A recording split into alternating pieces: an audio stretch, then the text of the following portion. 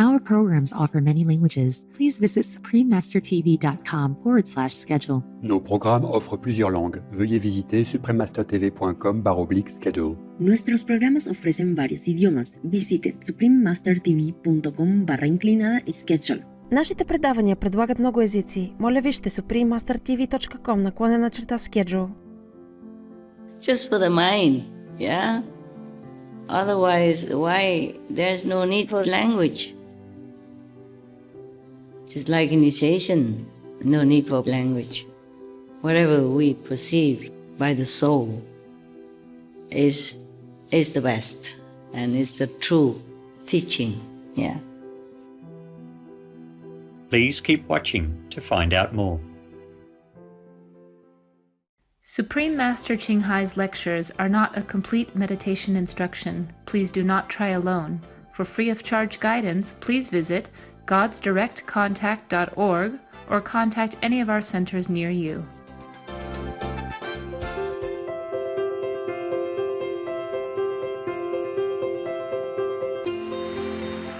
For decades, Supreme Master Ching Hai has illuminated our world with her divine teachings.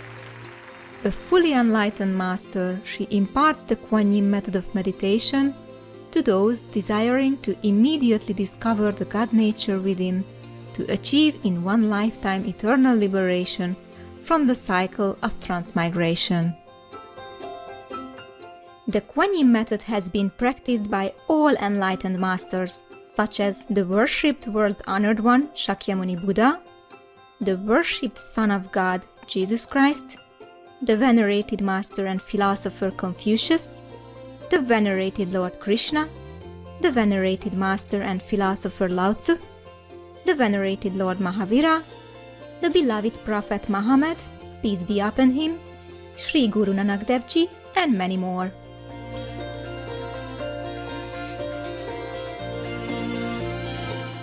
Supreme Master Ching Hai emphasizes that if we always remember God, render selfless service to others, and follow the laws of the universe, we will reach our highest potential as humans and truly understand our purpose on earth. An extraordinary living example of compassion, she lovingly and regularly sends material and financial assistance to refugees, the homeless, natural disaster victims, and others needing relief.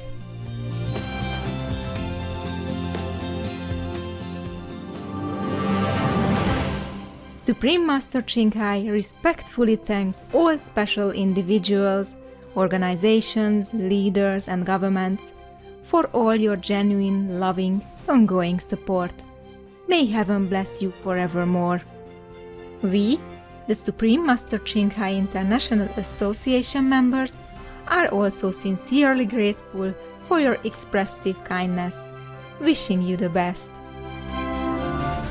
Supreme Master Ching Hai receives love and recognition from various organizations, media, governments, individuals, and many awards, such as the 2006 Gusi Peace Prize, considered the Nobel Peace Prize of the East, the World Spiritual Leadership Award in 1994, the Mahavir Award in 2008, February 22nd and October 25th, both proclaimed as the Supreme Master Ching Hai Day, an honorary citizen of the United States, etc., and has been honored throughout the years with numerous other awards and accolades for her outstanding philanthropic and humanitarian deeds.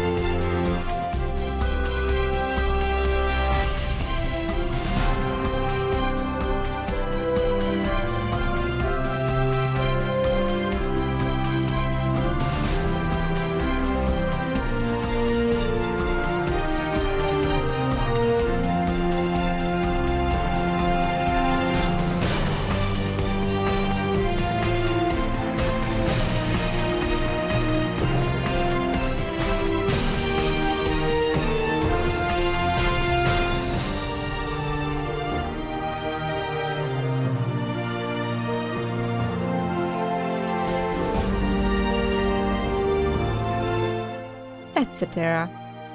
We apologize for not being able to show many other awards and honors for lack of space and time.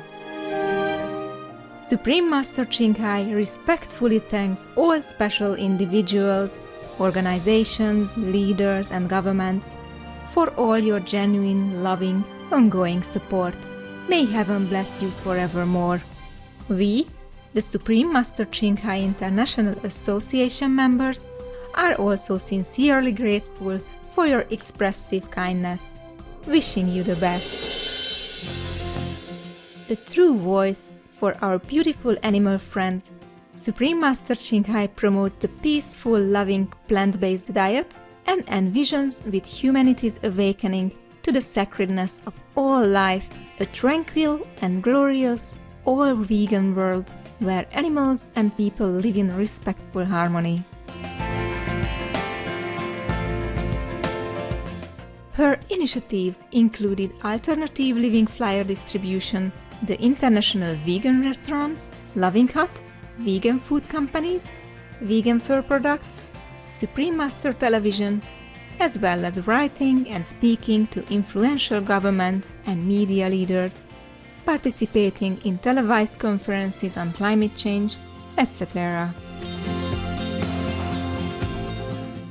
Whether we're aware of it or not, her efforts have had enormous influence on global awareness of the animal-friendly lifestyle and how this benevolent way can bring lasting peace among nations while saving our planet from climate change and disasters. Supreme Master Ching Hai has traveled worldwide and held discourses with the public and her disciples on a variety of spiritual topics. Today, we are blessed to present one of these insightful lectures entitled Use Our Wisdom, Part 1 of 10 on Between Master and Disciples, given in English and Chinese on December 15th, 2019 in Newland Ashram, Taiwan, also known as Formosa.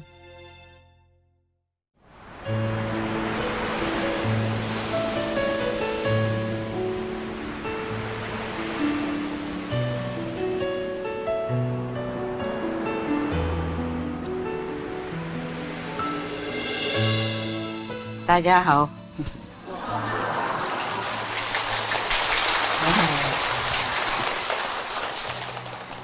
还好了，爬了起来。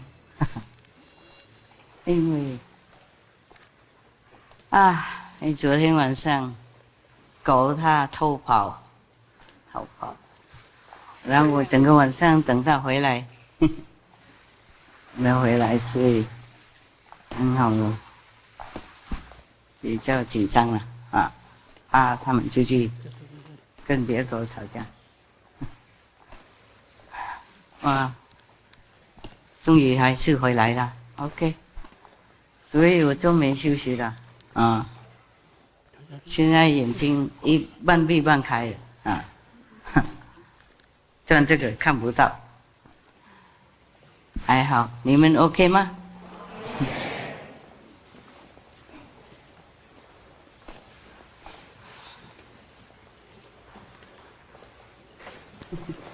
这样也可以做。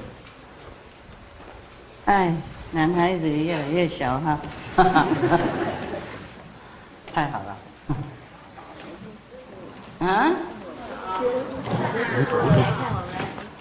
看你们，看谁呀？我来看他们看你们呢？我为什么要看你们？看他们不行吗？Yeah. This one, my shoe is broken again. One. Hey, hiya.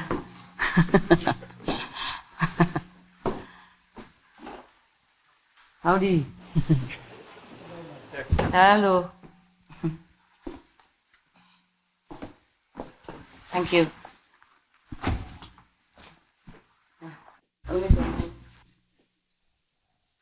Yeah. 有什么事情吗？有没有什么好的事啊？问题都准备了吗？有哈？过来念啊。如果你们不念，我会念哦。啊，这个有很多事情要念的。从来这里有很多事情啊，真的这个很高了，真的是开玩笑也是对的吗？太好了。哎，你们现在才来啊？哎呀，我已经准备很久呢。算了。那个有问题的那个收集的人在哪里啊？收集问题的人在哪里 ？Hello。好了，赶快带过来。什么组？他们在一讲组会念出来。他们在那边念哈。为什么要在那边念，不在这边念啊？OK， 好了，念了。It's good. It's good. Oh, this is very good. If I don't like to show myself. Yeah, if I'm tired and sleepy.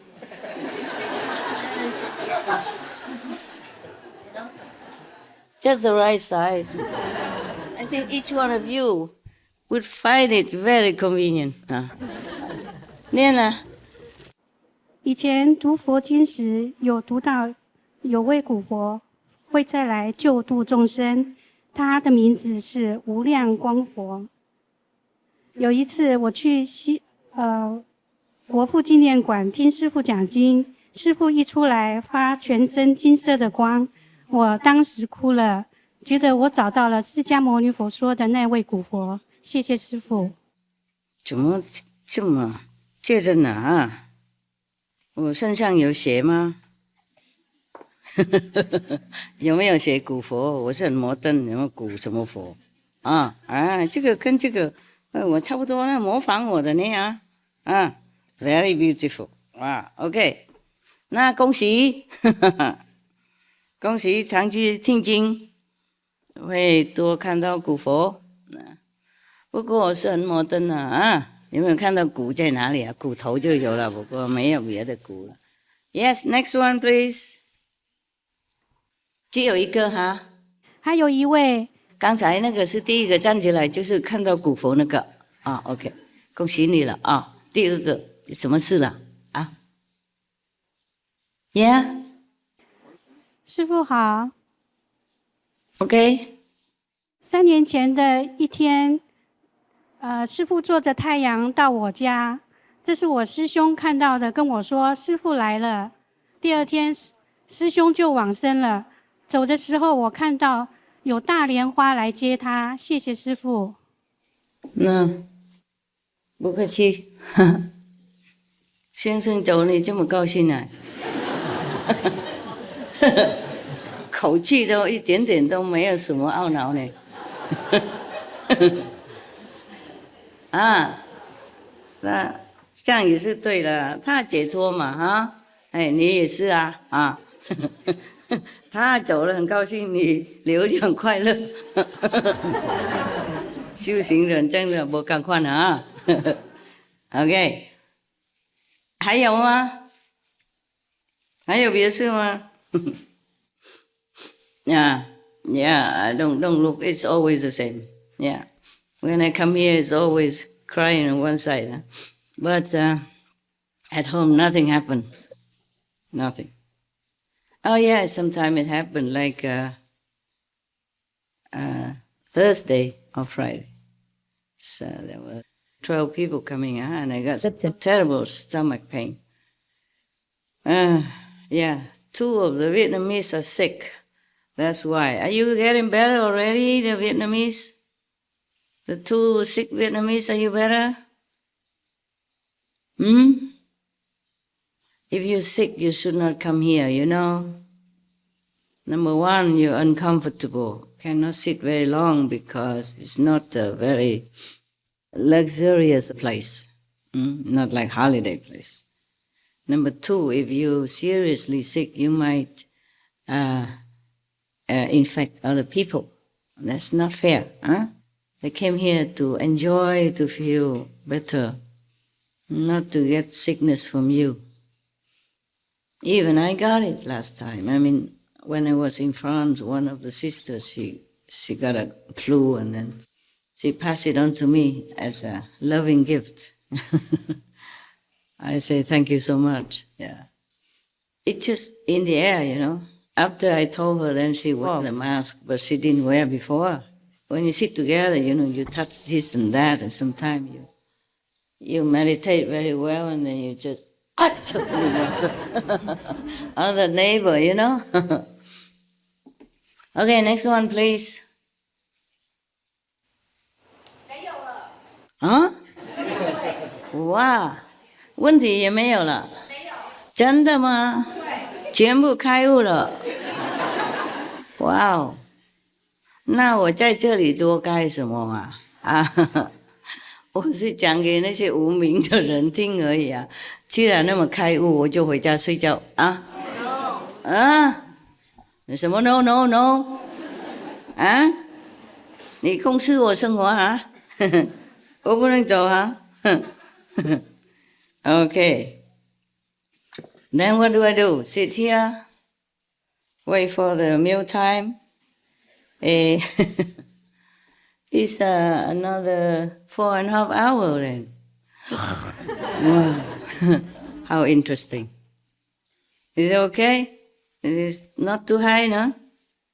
Can you see my beautiful stomach then? Yeah, since you want to see everything. You want to know everything, you want to hear everything. So it's a pity that it's covered, huh? So really, no question, huh? Wow. So you make me work again today? I was thinking,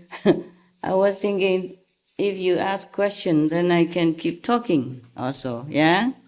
To answer your innermost quest, yeah. If I keep talking all the time, sometimes also during my talk, your questions are also being answered, right? Yeah. Just that if you have something in your heart, you should ask. Huh? I know why you don't want to ask. Because you're scared. Very good. You learn fast. Yeah. Because if we sit here and listen to nonsense all the time, we're fed up also, Huh? It's okay if Master speaks nonsense, but nobody else can. Did I ever say any nonsense stuff? A lot, huh? Yeah. Anyway, just for the mind, Just for the mind, yeah? Otherwise, why? There's no need for language. Just like initiation, no need for language. Whatever we perceive by the soul is the best, and it's the true teaching, yeah.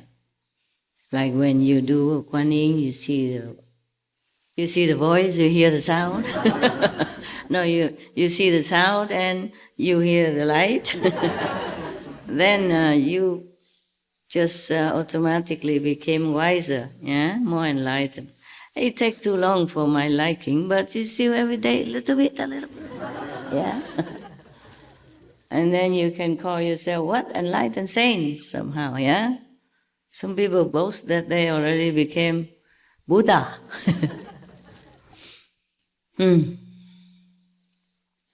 All right, then I have to read you a story, yeah? Sometimes your questions can inspire me to talk more, okay? And for everyone else. But since you're so scared, then keep quiet. Don't be scared. Everyone is different, There's somebody who asks nonsense, then he got what he deserved. But if you don't ask nonsense, then you just ask, huh?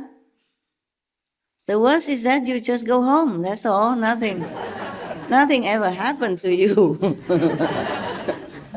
Not like in the old times, when you say some nonsense to the king and he might, invite your head to go somewhere else, far away from your body. But here we are very benevolent, huh? What's wrong with going home? I don't see anything wrong. And if you don't ever have to come here again, you save money, man. Huh? Yeah? Or you feel sorry for the air company or something? Huh?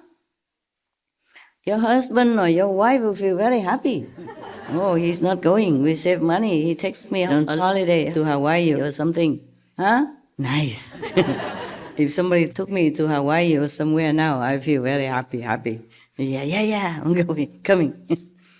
Sometimes I also want to escape, like my dog yesterday. Last night, she escaped sometimes.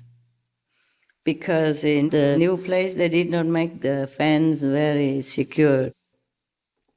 Not enough. And she always can find a little hole somewhere that we overlooked. And we put stones there, big concrete blocks. She somehow still can get away. And there is her little daughter, the skinniest one. She eats also, but she just doesn't get fat. I mean, not round like the other dogs. Like even her mother used to be like that, just skinny, skin and bones, You couldn't count the ribs. And now she's plump, and round and very beautiful. And she still continues that little one. But she's very, very protective. So whenever the mother escapes, she also has to escape with her. I asked her why you had to do that. Huh? It's good enough that the mother is stupid. Why do you also become stupid? She said, no, I want to protect her. Because she went out alone, God knows what. I said, yeah, she should know that. You should tell her not to go, not to follow her. That girl, she's like a boy, like a tomboy, always jumpy, very curious about things, very adventurous, and very protective. So last night, they came and then they just hung around eating snacks and stuff, and then after they finished, they just went around the garden looking for places to dig and to go out. We blocked all the holes possible already. She still found a little hole somewhere, and then she dug it bigger. And here they didn't put cement underneath the fence, so she can dig because the earth is new, it's soft. So she digs anytime. So it made me worry so much.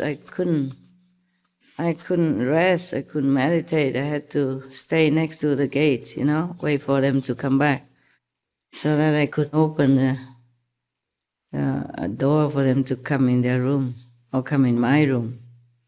Wow, last night I went very far, 3.5 hours long. Normally 1 hour they come back, but last night was very long. I worry they went out maybe fighting with other dogs, or other animals, stuff like that. Because the last one, not last one, but some before last, she injured her eye, inside. Not the lid, but the inside of the eye, and it took several weeks to heal. With the cone hat, wearing the cone hat. Like ice cream cone, yeah. But this one is uncomfortable. Oh, it's hot today, no? Can we have a little aircon, please? Or somebody come fan me like the king, old time. Both sides fanning. Yeah. I guess I have to do everything myself, even zip my own dress, wear my own shoes, and it's broken now. It didn't look broken before, it looked new. It's new. When I began to step right here on the threshold of the hall, immediately it's broken. It's laughing now at me. Yeah. You know why I have to wear high heels and dress up and all this? No? Why? Why? For people outside? Why? Not for people inside? Oh. Why? I think it's for the people, so who they had an affinity with your clothing, or Huh? like people look at you, remind them of something. Am I something? Yes. That they see in their dream or vision. Huh? Oh, yeah. Really? I don't think so. They rather criticize, what kind of monk wears like that. The reason was that is in the contract. So they have to spend more time and wearing things that I don't really want to wear. Make a lot of more time, more inconvenience. You know what I mean? Not like this, so simple. Yeah, I tried before, but it didn't work. So I have to go back to the contract. Yeah, that's what it is. Even now that Maya is gone, but the contract is already signed. Okay? All the heavens had to be witnesses and everything. So we continue maybe a few more decades, and then I will take a very special dress and then finito. The one about 2 meters long and maybe about this wide and square, yeah? And when they close the lid, that's it, you're free. No, you're free before that. It doesn't work. That's hot. It's red. It's red. Okay. Now it's 冷的。刚才是红，现在是绿的。现在它才那么大声。Okay, thank you 了。What happened? Don't hear very well? Yes? Thank you. Thank you, all of you. I wanted to thank you before I forgot. I want to thank you for working for the world through SMTV or with SMTV, doing hosting, doing script writing or technical assisting and, all kind of stuff. And some even help find new channels and sustain the channels. It's very good. You're getting there. Pretty cool. Yeah. Getting better now. Grown up. Yeah. Today, I was coming out here and there were 2 guys driving me here. One driver and one just stand by in case the other driver drank too much water or something. And so I told them, you know what? Today I told them to ask questions so I don't have to work. Because otherwise I always have to go out and read stories. I feel like I'm a kindergarten teacher, no. They just don't grow up. They like stories and stuff. Actually, all you have to do is very simple. Yeah. There was a former vice president of Taiwan. She came to visit me again just a few days ago, last week. Yeah. I think it was Saturday last week, yeah. And then she, we talked and she told me many things and I told her things. And she said, people should do this, do that, all the other organizations, they're planning to build this, build that, like temple stuff. So we don't build anything anymore. These things already exist, so we use them. Because building something big, is disturbing the earth a lot, and sacrifice many trees and plants and insects and maybe birds or squirrels, their area. They've been living in there, and you never know when they have their nets or something, and baby's just born or their eggs. It's not a very nice thing for them. I don't really like building anything. It costs too much manpower, time, finance, and the earth. It costs something. The environment. I don't always feel very comfortable building anything. That's why whenever I find a cave or whatever simple, I like to stay there. I feel happier that way, that I don't disturb anyone at all. Yeah. But your brother and sister tell me that it's the 21st century already. You don't have to live in cave anymore, Master. I say, why? I'm a cave woman. Everybody knows that since a long time already. I got used to it. But there's a cave here, you know, it's already served its time. It's getting dangerous now to stay there. So they took me out. But still, you know, I don't really feel like moving. But I don't want everyone to get worried about my safety. So it's sensible to move out, yeah. 21st century. We had 20 many centuries, not just 21. 21 is counted since the Lord Jesus Christ only. Before that, we existed.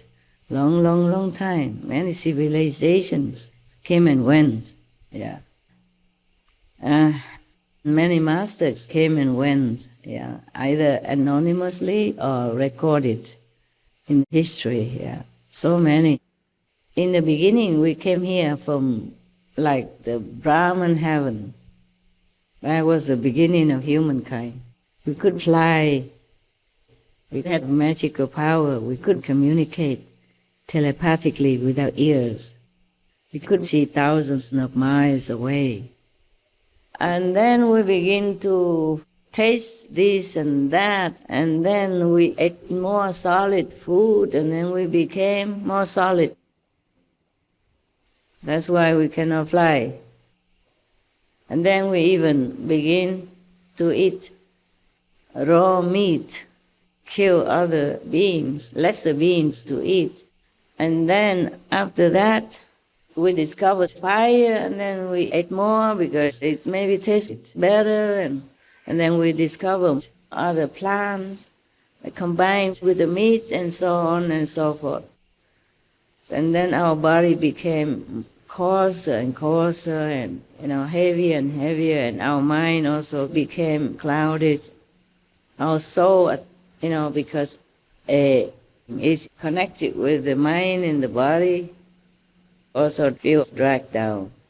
And that's the result of us, the way we look, the way we behave right now.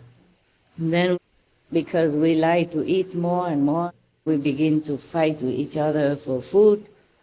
And then we need houses because the body became weaker. The immune system used to be more refined, more holy, more wholesome, became weaker and weaker with each generation, with each day. That passed because we ate too many different things, and animals and stuff. And then we had to fight with each other for survival. And then we needed governments to regulate the laws, or to make the rules. And then we need the police to keep the rules. And then the ones who don't understand the rules are thrown in prison and get angry, come out and revolt, etc., and more and more karma all the time. So even now, after initiation, we still have the karma. Even though the Maya is gone, the karma is already there. It cannot disentangle from the body, because it's like tearing your flesh to squeeze out the blood, or try to squeeze out the blood out of your flesh, something like that. It would be horribly painful, physically speaking, or even spiritually speaking. It's impossible. You can stretch out, baby. Stretch it out. Oh, I show you how. Huh? I cannot. Yeah. Stretch it out. What is? Yeah. Oh. Nah, I give him the key. I forgot. I forgot that they came back, so we locked the house. Can you please give it to him, to the person who gave you the note? Thank you. Tell him not one key missing, huh? Just joking. I can trust them. If they like to take my dress, then I will have excuse not to wear it anymore. It would be nice. That's the only valuable thing there. I don't think they want to. Then they will talk like the sisters. Sometimes they come to my house, they help me to clean the house, yeah, when I don't have a lot of time. Or when I need the muscle to move some furniture. And then they wear the gown, and the gloves and all that, and the hats. Those kind of hats for cooking, so the hair doesn't go out. And they also wear special shoes to come in the house, so I don't have to clean again. And they wear gloves, so I don't have to smell their sweat. There's two different people, they smell different, One person is already unbearable. Men, they smell stronger than women. I don't know why. What's wrong? What did you eat? What did you guys eat? Huh? Yeah. Huh? They sweat? You don't sweat? Sure, they work harder than women. Breadwinner and stuff, huh? Yeah, and then we criticize like I did last week. I say, oh, the smell put me off. But they have to sweat. They work harder, Yeah. And don't ever try to smell their socks. You will faint. Normally they come to my house, they wear slippers to come in, but their socks still on. And then even if they work right at the entrance, I still smell it. I said, did you change your socks today? I said, oh, sorry, master, no time, urgent to come here. Can you smell from there, master? I said, of course. Why do you think I live alone? Single, still. Yeah. They sweat so easily, huh?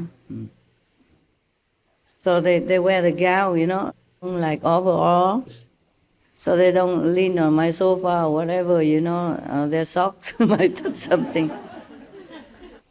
Sometimes they forgot to bring their slippers, so I say, okay, never mind, just go in with socks, don't go in with the dirty shoes. Then it's okay, because shoes sometimes muddy, I go to public toilet and stuff like that, so they went in with the socks. 3 days after, I still smell it. If I have no time to clean, then I smell it for 3 days. It's not so strong, but it's there. And I know it is, because it's not mine. Okay. Anyway, last week I was just being a little bit bad joker. Forgive me, yeah, guys. I do love you. Love and like are different things, okay? So I cannot just love and like at the same time. Or sometimes I can like but not love. It's very difficult to love and like together. Yeah, I don't know why. Don't ask me, huh? Okay? That's why I was wondering how you stay married so long. I really admire you so much. I really, truly mean it. I really mean it, huh? Come on. Yeah, possible. And not just those who stay because children, huh? Or because together banking account or mortgage the same house, or it's a pity to leave this fancy car, It's not that, but those who love, really, love so much. Yeah. And then one time one of your brothers asked me, Master, you still feel like you love somebody? I said, what? I don't know what love is, really. I really don't. The way he asked about love, I don't know that love anymore. I love everyone, everything, every being. I don't know that kind of love. That's very narrow, actually. The moment you say you love somebody and he loves you back, it begins creeping in this possessiveness and anxiety. Jealousy. Does he really love me? He loves me. He loves me not. She loves me. She loves me not. Yeah. Don't know. Not sure. Why is he coming home late today? He loves me. He goes out. He goes with somebody. He doesn't go with somebody. Is he somewhere in a coffee alone? Maybe because we fight last night. Oh man. Okay. No end. Yeah? There is no end to all this story. It begins like that, even if you don't want to. Even the most loving couple, sometimes it's creeping in your mind, just to make trouble. The mind makes trouble. And woe to the man if he just side looks at another woman. Even if she's not pretty, you think she is. That is a problem. And even if another man doesn't look all that attractive, but the husband thinks, oh, why does she look at him? Or she just pretends to look in that direction, but she's looking at him, isn't she? And you think he is attractive. In your mind, he is. Maybe she doesn't care. Yeah. Many times I talk to people outside, the married couples. They really value each other, Not that everybody just goes out and always sidetrack and looking at other women or desiring the other person. It's not really like that. They really like and love each other. And it's a happy thing. It's a very good thing. In this life, it's very lonely. Yeah. If you don't have some good neighbors with you or friends who come and go in your house, you will feel very lonely to stay in a flat all by yourself. And then you come out and then somebody begins talking to you and then you feel like, oh, this person may be my company, my life companion, stuff like that. The mind keeps saying things. Yeah. So I know why Sunday you come here. Maybe nobody come and talks to you. Nah, no need, right? And now you have a lot of friends. So, come back to the story. And after we became heavier and heavier, our minds became duller and duller. And all the senses became more real, more real, and then it began to control us, Yes, like the nose loves to smell something pleasant. The mouth wants to eat something nice. The more you eat, the more you want, and then slowly, slowly, we eat a lot. And then we know much less than we did before. And we have less capability than we did before. I mean, real capability. Before, whatever we want, we just want it, it will come. And now, we can pray and we can work hard for 2-3 years, then we can get what we want. With mortgage, even. Thank you so much. And then work hard again to pay interest. And if you lose your job, in some countries, you could become homeless, just like that, overnight. And you lose your house, you lose everything, because everything is on loan, or at least half loan, not paid completely.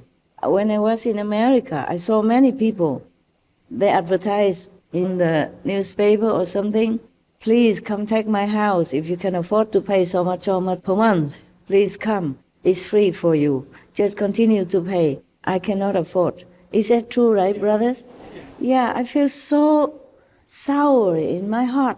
My God, they work so hard. They pay already halfway or 2/3 already. But if they could not continue, then the bank take over, or whomever.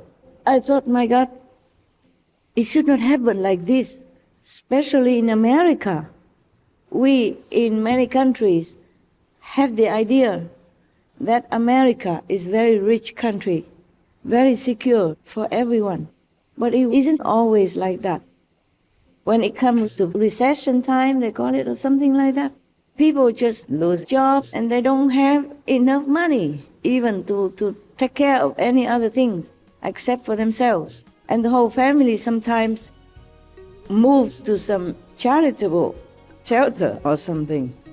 And once you lost a job, once you lost your house, you have no address. You cannot go find a job if you don't have a mailing address. One thing leads to another. I thought, my God, it should not happen like this, especially in America. We, in many countries, have the idea that America is a very rich country, very secure for everyone. But it isn't always like that. When it comes to recession time, they call it, or something like that, People just lose jobs and they don't have enough money even to take care of any other things except for themselves. And the whole family sometimes moves to some charitable shelter or something. And once you lost a job, once you lost your house, you have no address. You cannot go find a job if you don't have a mailing address. One thing leads to another. Many educated people, high-paid persons before, succumb to this kind of situation and they end up becoming homeless or staying in some shelter temporarily. And nowadays, some organizations, they lend the addresses to give the homeless people a kind of stable place so that they can apply for jobs.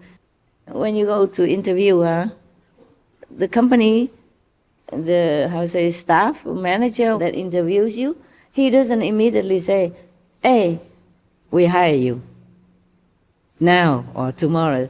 We call you. Yeah. So you need a phone.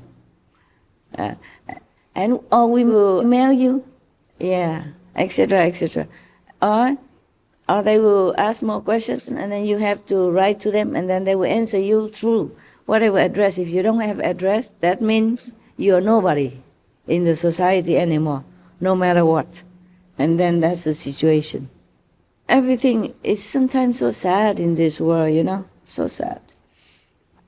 Yesterday, I saw a little moth, very little one, and she died because of too much wind one time, and then she just died on the floor. And I thought she was still alive. I was trying to get the glass and the paper to scoop her in, but she didn't move. So I put her on the tree, and she didn't move again. So I said, oh my, you're dead, huh? So sorry about that. Your life is so short, and then you had to die just like that already. I felt it was so unfair for this moth, I felt so sorry for her. It just touched me somehow in my heart that everything in this world is so cruel, so unkind, So the little helpless and harmless and fragile little moth like that, she couldn't even enjoy her short life in peace. And that's not to talk about if some other animals don't eat her before even, And then sometimes if we cook something or eat something, the insects come and then you have to remove them outside. And I also feel very bad. I feel, oh my God, even just to eat something, you have to fight with other beings, Not to talk about many insects die or get injured during the farming season, or off season, on season, after, before season. If we don't think about it, we can survive. If we do, we don't want to live anymore. Such a hassle to keep this body going, Even simple already. Not like very luxurious or anything, So every day you have to pray and thank all beings for the meal you eat. Thank God, of course, above all. And thank all involved in the meal you eat. Thank the farmer who toil, rain and shine to take care of the vegetables or the food that comes onto your table. Thank the, other people, the transport company, the drivers, the ones who harvested it, the ones who wash it, make it ready and put it in a nice container or bag for you to take home. Everything in this world, we own someone. We use anything at all, we own everyone. Even tiny bees, insects, they're doing their job so that we just stretch it out. And that side, that's the east side. South side, north side, who cares? Do it. You don't have a chair, Are you leaning on the chair? Yes? No, you don't have? Just a cushion. You should have a little chair. Anybody have a chair? Can somebody go get me a chair for him, please? He's not talking. I am talking. Can somebody go out get me a chair from the shop, please? Chair for him? Huh? I have a chair. Never mind. Never mind. You sit, because when you go out now, you miss me. I think. Thank you, Master. I'm not sure, but no. Oh, okay, that one. Yeah, it's more comfy. You are a driver, aren't you? Not okay. Also, fine. Look at that. How much love is going on. Thank you, Master. Be careful, yeah? Okay. Thank you, Master. That's good. All right, enough already. How many chairs for him? Also good. Anybody else who need chair? We empty the shop outside for you. Yes. You're a driver, right? Yeah, so you drive all day, sit all day already. Now come here, have to sit again. Ah, so sorry. C'est la vie, you know, it's not fair anything. I told you already, just before. Nothing is fair in this world, huh? Okay. Huh? And don't think he eats a lot so he grows so big. No, not necessarily. It's a thyroid gland sometimes. Yeah, when it functions slow, then people get chubby. Yeah. Or too much fat they put in their hamburger, you know, even vegan burgers, because they like it. And some people just get fat without any reason. And some people eat so much, I'm telling you, and it's like a toothpick. It's true, right? You know, right? Huh? Yes. So don't criticize anybody. It's just the way it is. Karma. Happy Buddha. Happy Buddha, yeah. Yeah, you look like Maitreya. You need a little bit bigger, though, to compare with him. That's just a disciple size. He is like this. The stomach, you know, protruding out. So we created so many different karma, you know, like that. And even nowadays, after initiation, still have. Yeah. Each one has different karma. And you must meditate well in order to minimize a little bit, okay? So Master can help you. Because if Master gives you too much power, you also cannot bear. If you clean the karma too quickly, you will have problems or you will die. Huh? Yeah. Different people create different karma. You know, I have people who help me, but they create different karma also. Or the people who come here with pure intentions to meditate and to see the Master and to, you know, elevate themselves. But they also bring different karma, you know. Like a few days ago, I suddenly had such a terrible pain. So I checked and I knew who was coming, and there were two people who were very sick, two Vietnamese people. I don't want to say who, okay, never mind, you know, okay? If you are very sick, you should not come here. Not come here with the intention of wanting Master to cure you. There are medicines, okay? There are doctors. We should not always rely on Master for everything. My body is also very fragile like yours, okay? Maybe even more fragile sometimes. I don't look it, but you know, the body is the body, you understand? And I work so hard, sometimes I really abuse this vehicle. Just like if you drive your car and you don't really take care of it all the time. You don't change the oil, you don't have time, or you give a cheap gasoline, make him run, poor car, you know, etc., and you forget to pump in the air, or you don't have time, yeah. If you're very busy, and the car is also, you know, feeling its age, yeah. Or when the car is older, it doesn't go as fast as before, or you shouldn't go as fast as before, and many parts of the car have to be constantly maintained or changed. Yeah, the body is the same. But we neglect our body too badly, you know, I myself, truly. But I truly sometimes have no choice with the inside work, pressing, and the outside work pressing. And the dogs, they don't understand anything about my job, about my inside, outside. They say, they know you work day and night for the work. Yeah, they told me that, but they don't care. Always come sissy sassy, one pet, one hugs, one snacks, wants to stick around, don't want to go to their room. They fought tooth and nail with my new assistant just to stay behind. They don't want to go out of the gate. Fight with them, you know. Oh, really? So terrible. I feel so sorry for the new assistants. They harass them no end. I say, go now.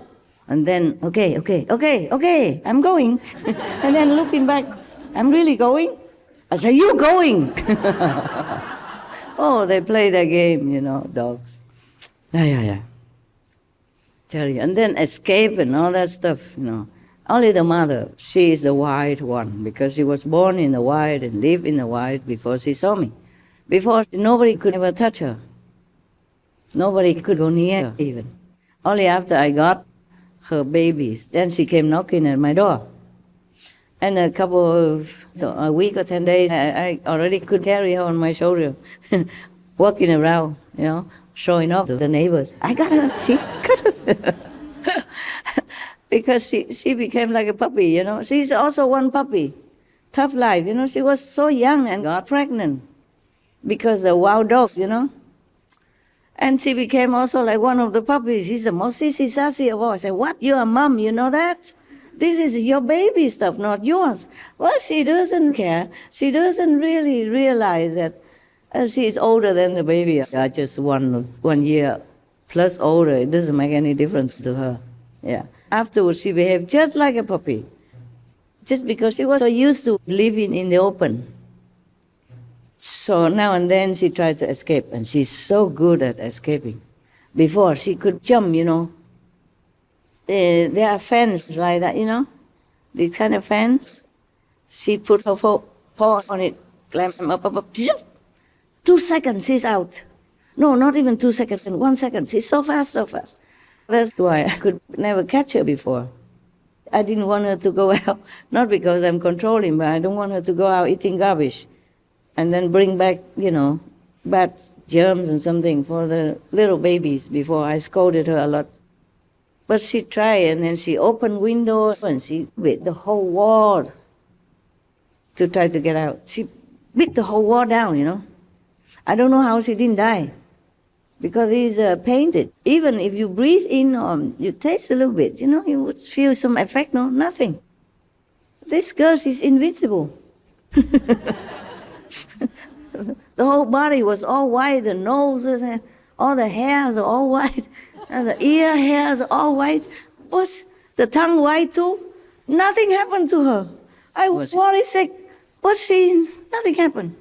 The moment I'm not careful, she runs. If I open the door, she runs under our legs and out, not in 60 seconds, you know, not even 6 seconds, 6 nanoseconds. She's so fast, because she's so skinny before.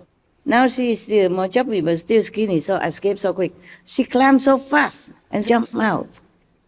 And sometimes she sees some tree nearby, you know, and she uses the tree, climbs up the tree, and then near the fence, and she comes out like that. Oh my God, this girl, incredible. And she uses magic to break even the iron chain just to get out. A cat before, and because she likes to climb. Oh, maybe she was a cat. No, she's like a cat, but she climbs so fast. She is used to the wildlife, you know. She's street smart, so smart. Before, when we were in Thailand, we fenced everywhere, but we could never catch her. I hire everybody. And then one time, luckily, we used a big, like the big basket that you use for leaves in the garden. And then one Korean guy looked like he have affinity with her. He came in, you know, and just caught her like that. But 2 days later, she was gone again. Etc. I don't talk about her. And last night, I was so tired looking for her. Everybody was looking. And to everybody else, I say, you go home and sleep. I wait for her. She will come back. I just don't know when. So she'll come back. They always come back. Oh, maybe she was a cat. No, she's like a cat. But she climbs so fast. She's used to the wildlife, you know. She's street smart, so smart. Before, when we were in Thailand, we fenced everywhere, but we could never catch her. I hire everybody. Hire everybody. And then one time, luckily, we used the big basket that you use for leaves in the garden. And then one Korean guy looked like he had affinity with her. He came in, you know, and just caught her like that. But 2 days later, she was gone again.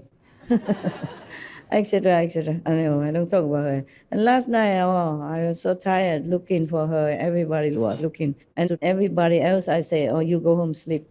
I wait for her. She will come back.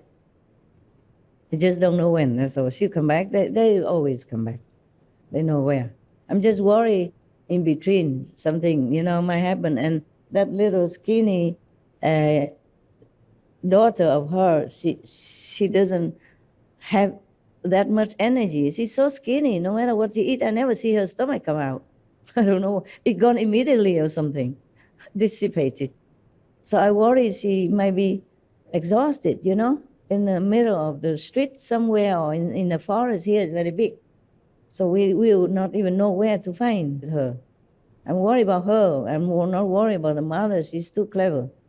But I'm worried about the little one, you know, that have to trot along with her to protect her. My God. I say, you protect her? Look at you, huh? Look at her, huh? Huh? She's so chubby and good. In fact, you don't eat much. And you're so skinny like this. How you protect her? Say, don't ever go out again. I say many times. She said, okay. And then she forgot. You know, dogs, they forget in 10 minutes. That's what they say. Just like I gave her something to eat. And then she came back again a while later. I said, I just gave you something. Remember? No? No? Yeah, maybe they pretend. Yeah. We have to really meditate well in order to help the world, to help others. Otherwise, we could not even cover our own expenses. You understand? The contamination of the world, our own karma, our relatives and friends' karma, the food we eat, karma, everything in this world costs us something, yeah? I have many people, you know that. And you would think I have a lot of hard people, you know, hanging around me, ready to pick out my little pimple for me, scratching my back, yeah? No, I can't afford it, really. Because if I keep cleansing their karma every day, then I'm exhausted. I have no more time to do other things, yeah? When it's too close, you know? I'm too sensitive nowadays, more than before. Before, I wasn't this sensitive. I immediately sense it, you know? People bring different things. And another thing is that if somebody keeps helping me too long, they become attached and become more like possessive and begin this game of competition, jealousy stuff, and I hate all this. And even if I don't want to change people, I have to. I hate changing people because you have to retrain again and get used to the, you know, different energy, different personality, different, you know, habits and liking and not liking again and again, huh? Yeah. But whenever I smell this kind of possessiveness, competition, jealousy, I cannot bear. Then he or she has to go. Yeah, because the energy becomes conflicting, you know, fractioning. It's no good for me. I'm too sensitive. Sometimes I bear it as long as I can.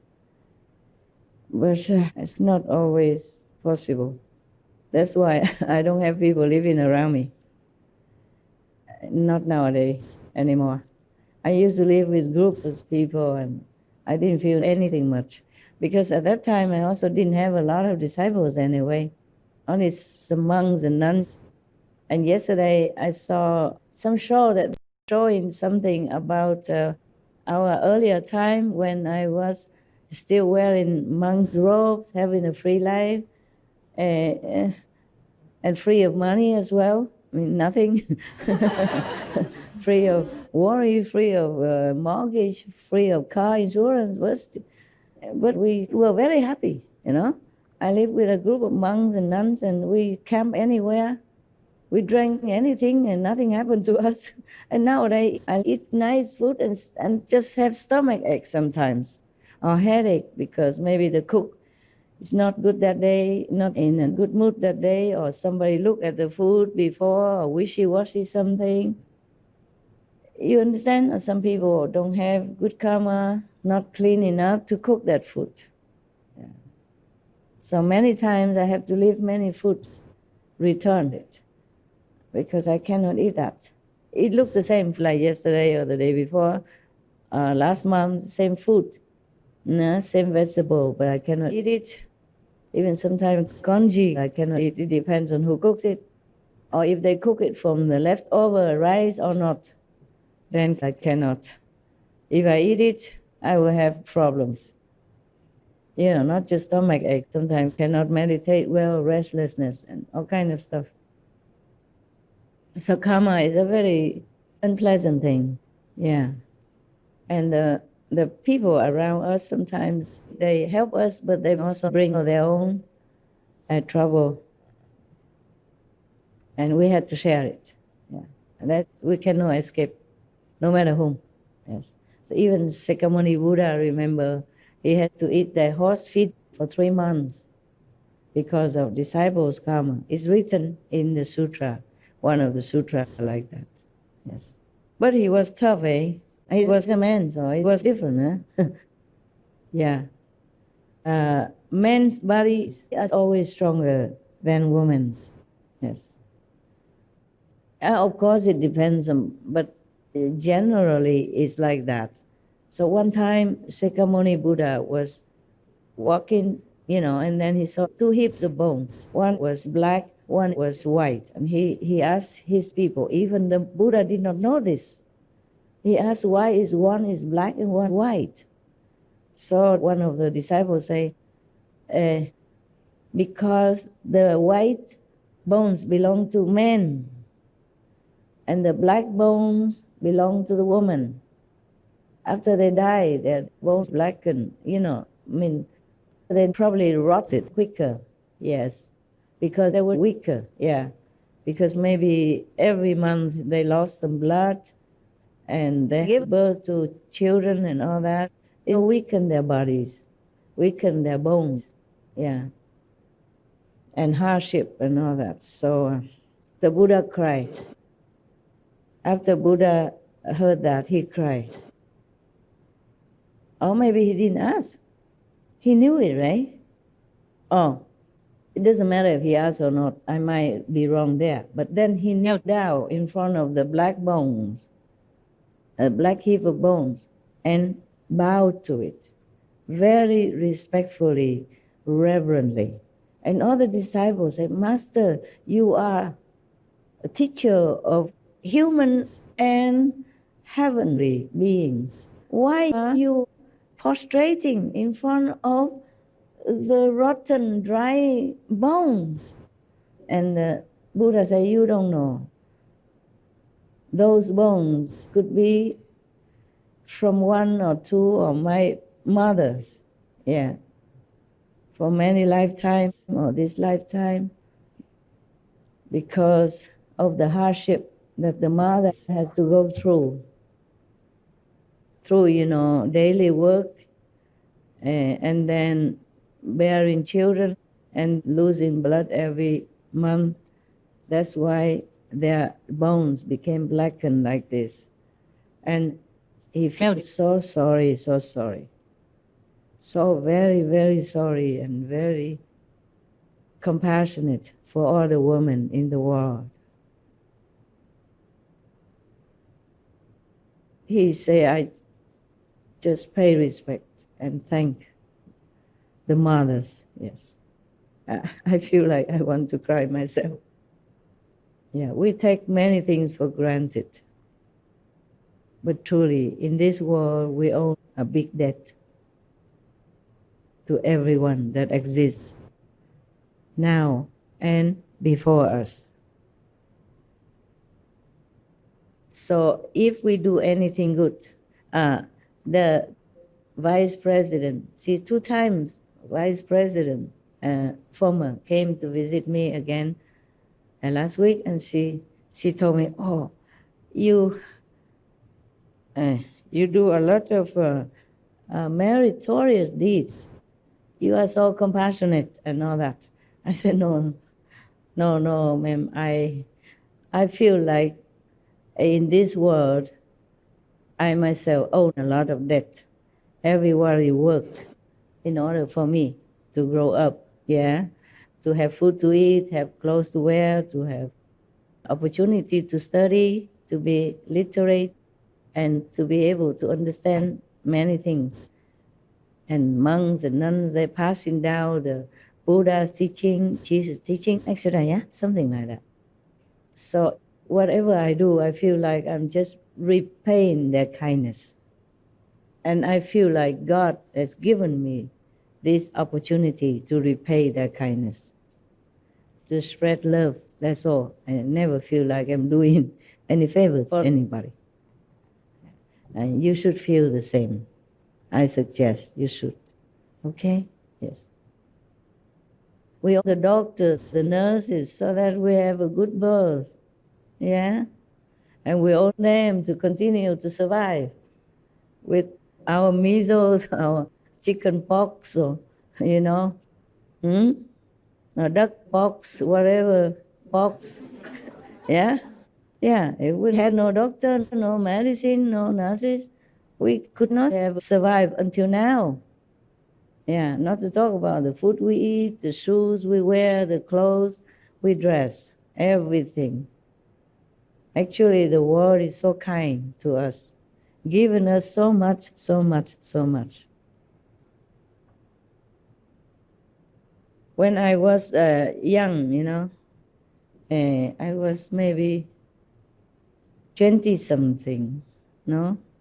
I went back to Vietnam one time from England before the nation changed to different policy. I came out on time. Otherwise, I probably got stuck or maybe gone on the boat or something, or maybe end up in Philippines right now. Yeah. And then you might come and say, hello, what are you doing here? I said, I had no idea. Not to being a master or anything.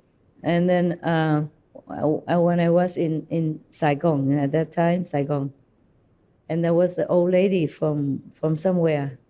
She came and asked me, could I help her, give her 100 dong, Vietnamese dollars, because the thief took everything from her already. And then I said, how much you need? She said she needed only the money to take the bus to go home. That's all she needed. So I gave her some, and then some extra if she needed some to eat.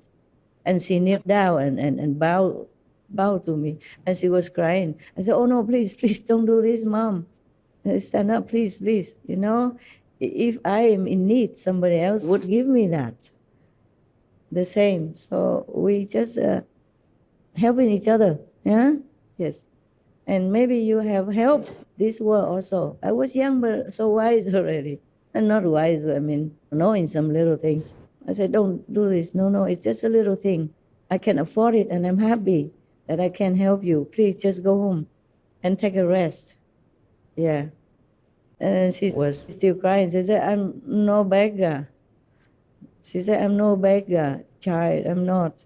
I'm just stuck here, and I keep begging, and nobody gave me anything until now. That's why I'm so grateful that you give me the whole sum even.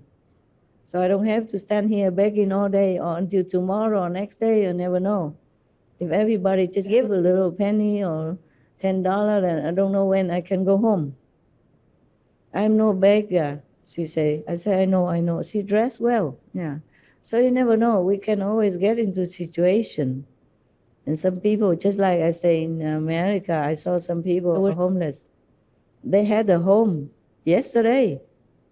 They had a fancy car the day before. They had house, they had television, they had everything, yeah? They had a beautiful girlfriend or boyfriend even. Then today they just nobody. Everything can pass, you know, quickly, yeah. So today we are happy, tomorrow, if not, then it's okay. Then we know, c'est la vie, yeah? That's life. Frank Sinatra, he sang a very beautiful song. That's life. That's what all the people say. You went up in the sky and got down in May, something like that. But I won't let that get me down. I pick myself up, what? I pick myself. Every time I fall down, I pick myself up. And go back to begin again, something like that. A very, very nice song. I used to know how, I remember, but now I forgot. You make me forget everything. Everything except just reading you stories, bedtime, or even not bedtime.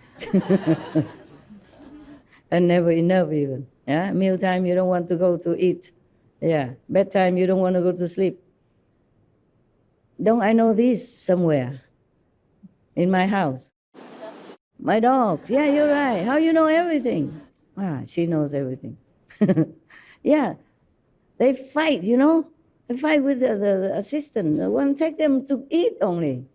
It's a meal time and go out, you know, to do their small business. Oh, fighting. No. Oh, and then, whoa, the whole body was really fighting. And then go run under my legs to take refuge. I said, oh, you went to a wrong place, baby. Now you go. I have to get hold of her for him, for the attendant to put the harness on her. Oh, man, the fight really tooth and nail, truly. And run away, you know, run to the other corner. In the morning, it's a drama to get them out of my house or my whatever, cave or whatever, don't care what. Just don't want to go. And then after they left, want to go out. Yeah. Ask me, take him out. Joking, you know. They think I have nothing to do but dogs. Nobody else but dogs. Nothing to do but take care of dogs. God. And then talk like they understand me, everything. Oh, Master, you work very hard, day and night for everybody, for the animals. Yeah, thank you and all that. Yeah, but work for us, work for me, work for the dogs. It's better. Don't stress yourself. Take a walk with us. What for you reading all this stuff? It's so boring. Paperwork. Why? Take a walk with us. Fresh air, running, you know, climb trees or whatnot, yeah? Go drink the water in the lake, even though it looks dirty, but never mind. It's cool. It's free. In the morning, it's a drama to get them out of my house or my whatever, cave or whatever, don't care what. Just don't want to go. And then after they left, want to go out. Yeah. Ask me, take him out. Joking, you know. They think I have nothing to do but dogs. Nobody else but dogs. Nothing to do but take care of dogs. God. And then talk like they understand me, everything.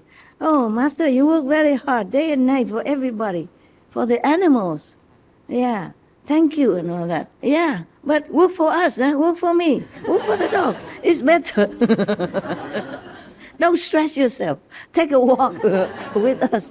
What for you reading all this stuff? It's so boring. Paperwork. Why? Take a walk with us. Fresh air, running, you know, climb trees or whatnot, yeah? Go drink the water in the lake, even though it looks dirty, but never mind. It's cool. It's free. I say, I wish I could, really. I apologize to them and say, I'm not really a good dog caretaker. Yeah, I don't have enough time to walk you out and walk with you. I just work here, and then now and then you come nudging, and then I pat and give you some snacks, clean your mouth, clean the floor. But that's it. I'm so sorry. I really am sorry. But I told them there are worse situations for dogs. So for that, I can forgive myself, and you please forgive me. They understand all that, but it's the same. Same drama all the time. Yeah, so you see, a long time ago I told you about the kings. We should not envy the kings or the presidents and prime ministers. Whoever is in a high position in the public eye, it's not easy to behave, yeah? People mostly would criticize you from jealousy or just from too much expectation, yeah. I don't think that person, the president, is also just a man. The prime minister is also just an elder woman. She has also her limit, etc., etc. Especially if they eat meat and drink, then their body is not even escapable. Because if they are the head of the state, then they have to work with many people, yeah? They have no selection of who comes to work with them. And these helpers sometimes can bring them down. Yeah, many examples like America, yeah? Even good presidents can be brought down by their own helpers because of karma. The inescapable karma. Otherwise, do you think any president would like to have an affair with a girl who came to help? Nobody would want that. Nobody is that stupid. No man would be that stupid. I know you say men are stupid, but no man would be that stupid to be in such a position and to have an affair and knowing that our eyes are always on 24/7. It's just inescapable. It corners you. The karma just corners you. And she's there for that only. Not on purpose in the beginning, not intentionally, but the karma arranges so that she came or he came just for that purpose.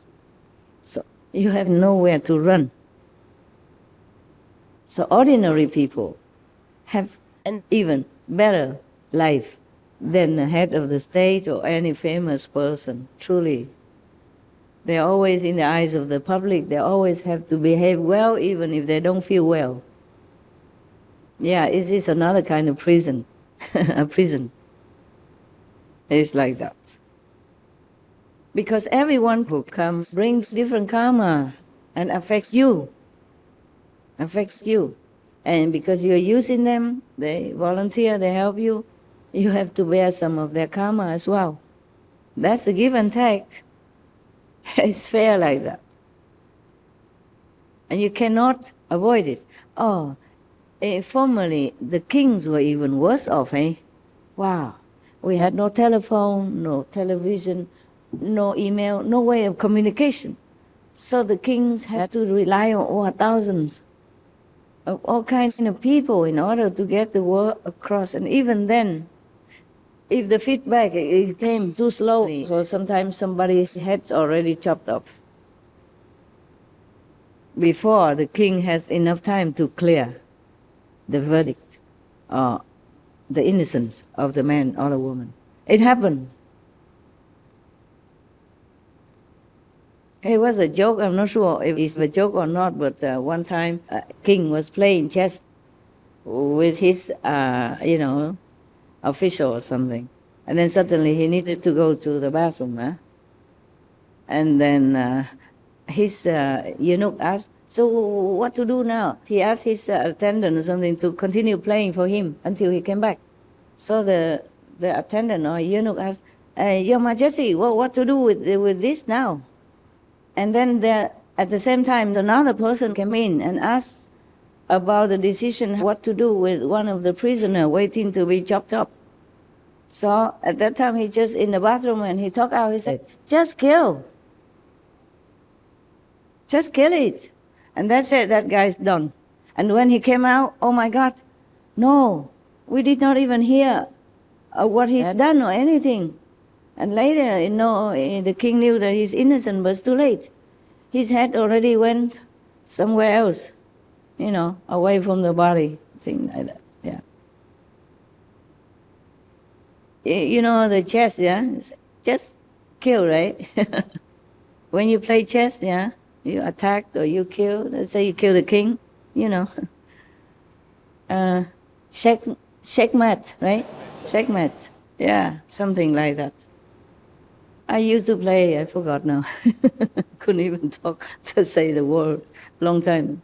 I think 3-4 decades ago. I play for fun. Yeah, I used to have time to even play chess. Imagine now, what do I do? Huh? Just can play with dogs and don't even have time. And they have to go and force me to play. Yeah, the kings are worse than any person on this planet. I think people did not understand that. So mostly they criticize. Oh, I'm not reading yet, so don't need this one. Wow. I can open a glasses shop.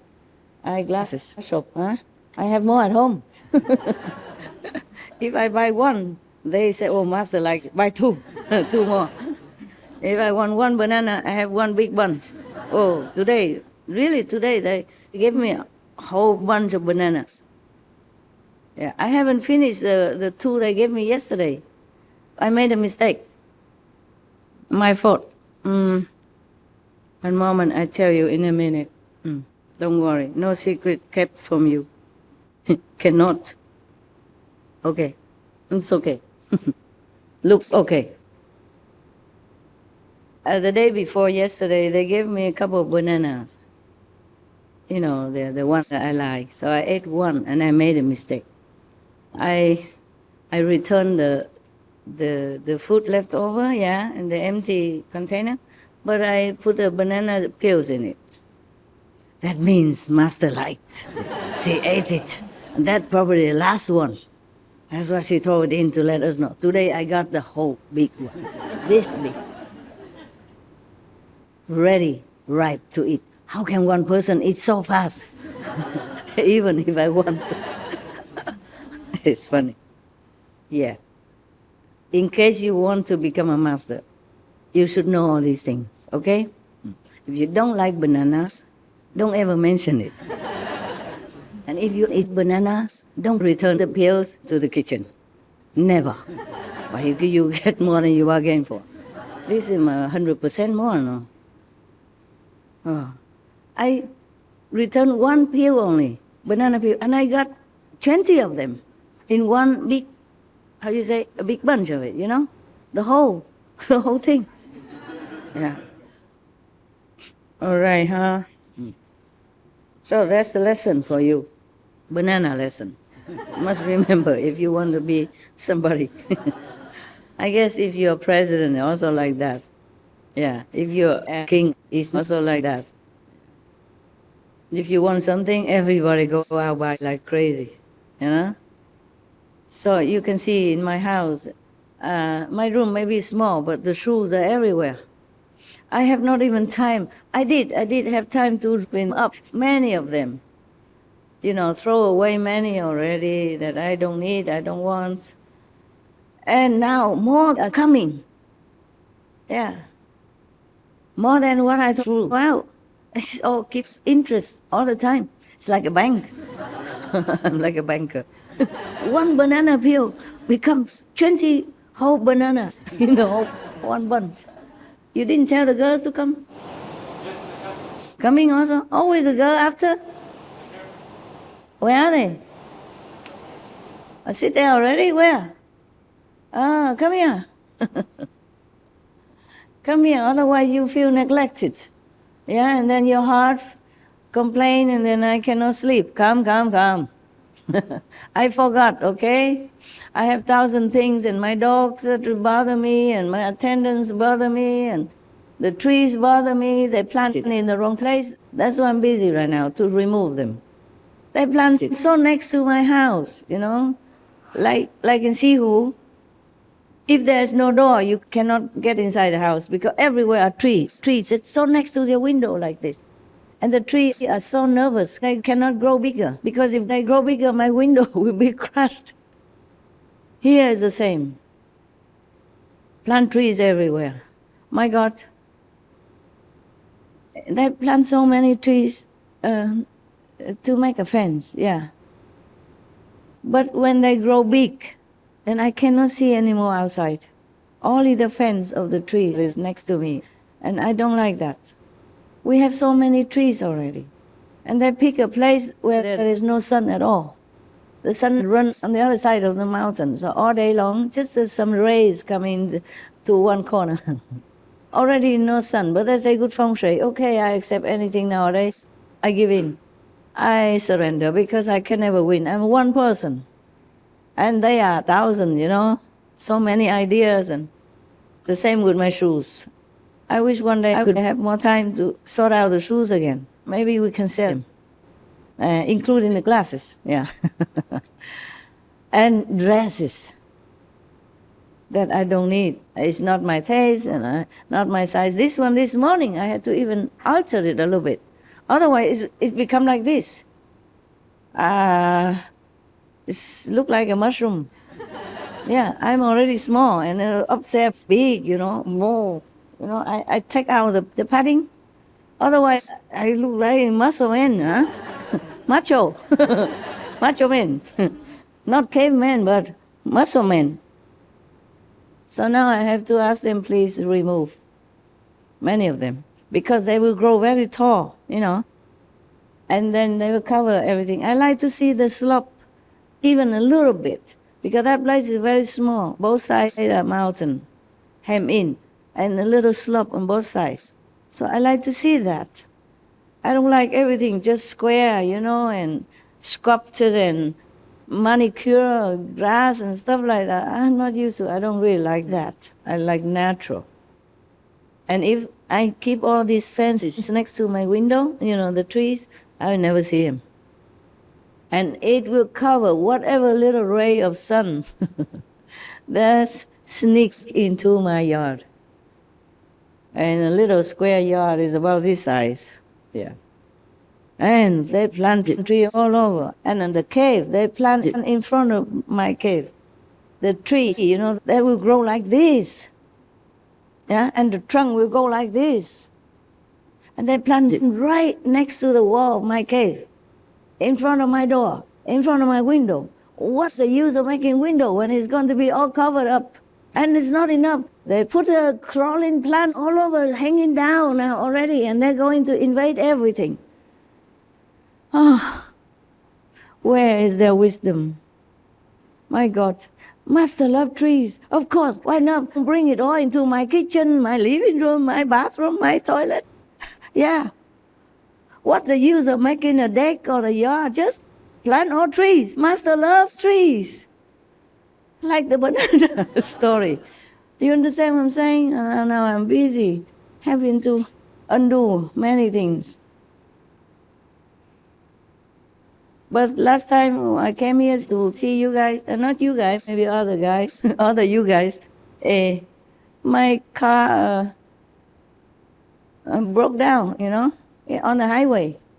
It happened a second time during my travels. No, third time maybe, yeah. So I thought, okay, I had enough warning already. If I continue to travel, maybe my kids will never see me again. Kids, white hair, white bow, bent back. That's why I have to bear it. But then I have to redo many things. Busy these days, a lot. And not settled down yet, not unpacked all my things yet. These things were already here. We just wheel the whole, rack, clothes rack in. So I just pick it out and wear it. Yeah. Easy, yeah. But then again, I still had to fix it. I want to wear another one. It's similar. So I thought, okay, I will repair the first one. Otherwise, I keep picking, it take too long. Yeah. So we truly need to have wisdom. Otherwise, everything we do is a nuisance for others. The more we want to help, the more trouble we make. This is the thing about our world, is like that. We have a lot of good intention people. Truly, it's like that. But good intention is not good enough. We must have wisdom. We must have concentration. I think I will forget a lot today. Sorry, my calendar is coming out. You stay here and you bless everybody. Huh? While I talk. Or you talk and I just sit there. It would be nicer. And so we do really need wisdom, okay?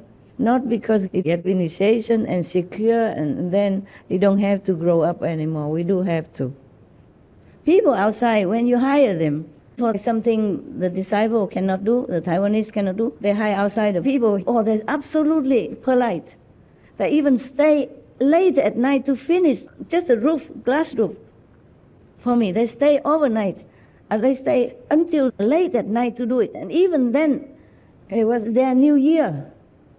It's the most important for them. But they stay to do it. I did not ask. But they knew I need it.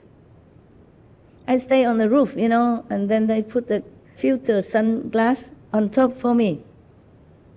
And they stayed late.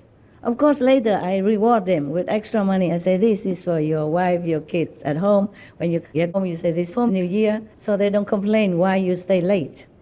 And they don't doubt that maybe you stay somewhere else. This money is the proof. And tell them they can call me, call my people here to prove that you were here all this time with all your workers and many other eyewitnesses.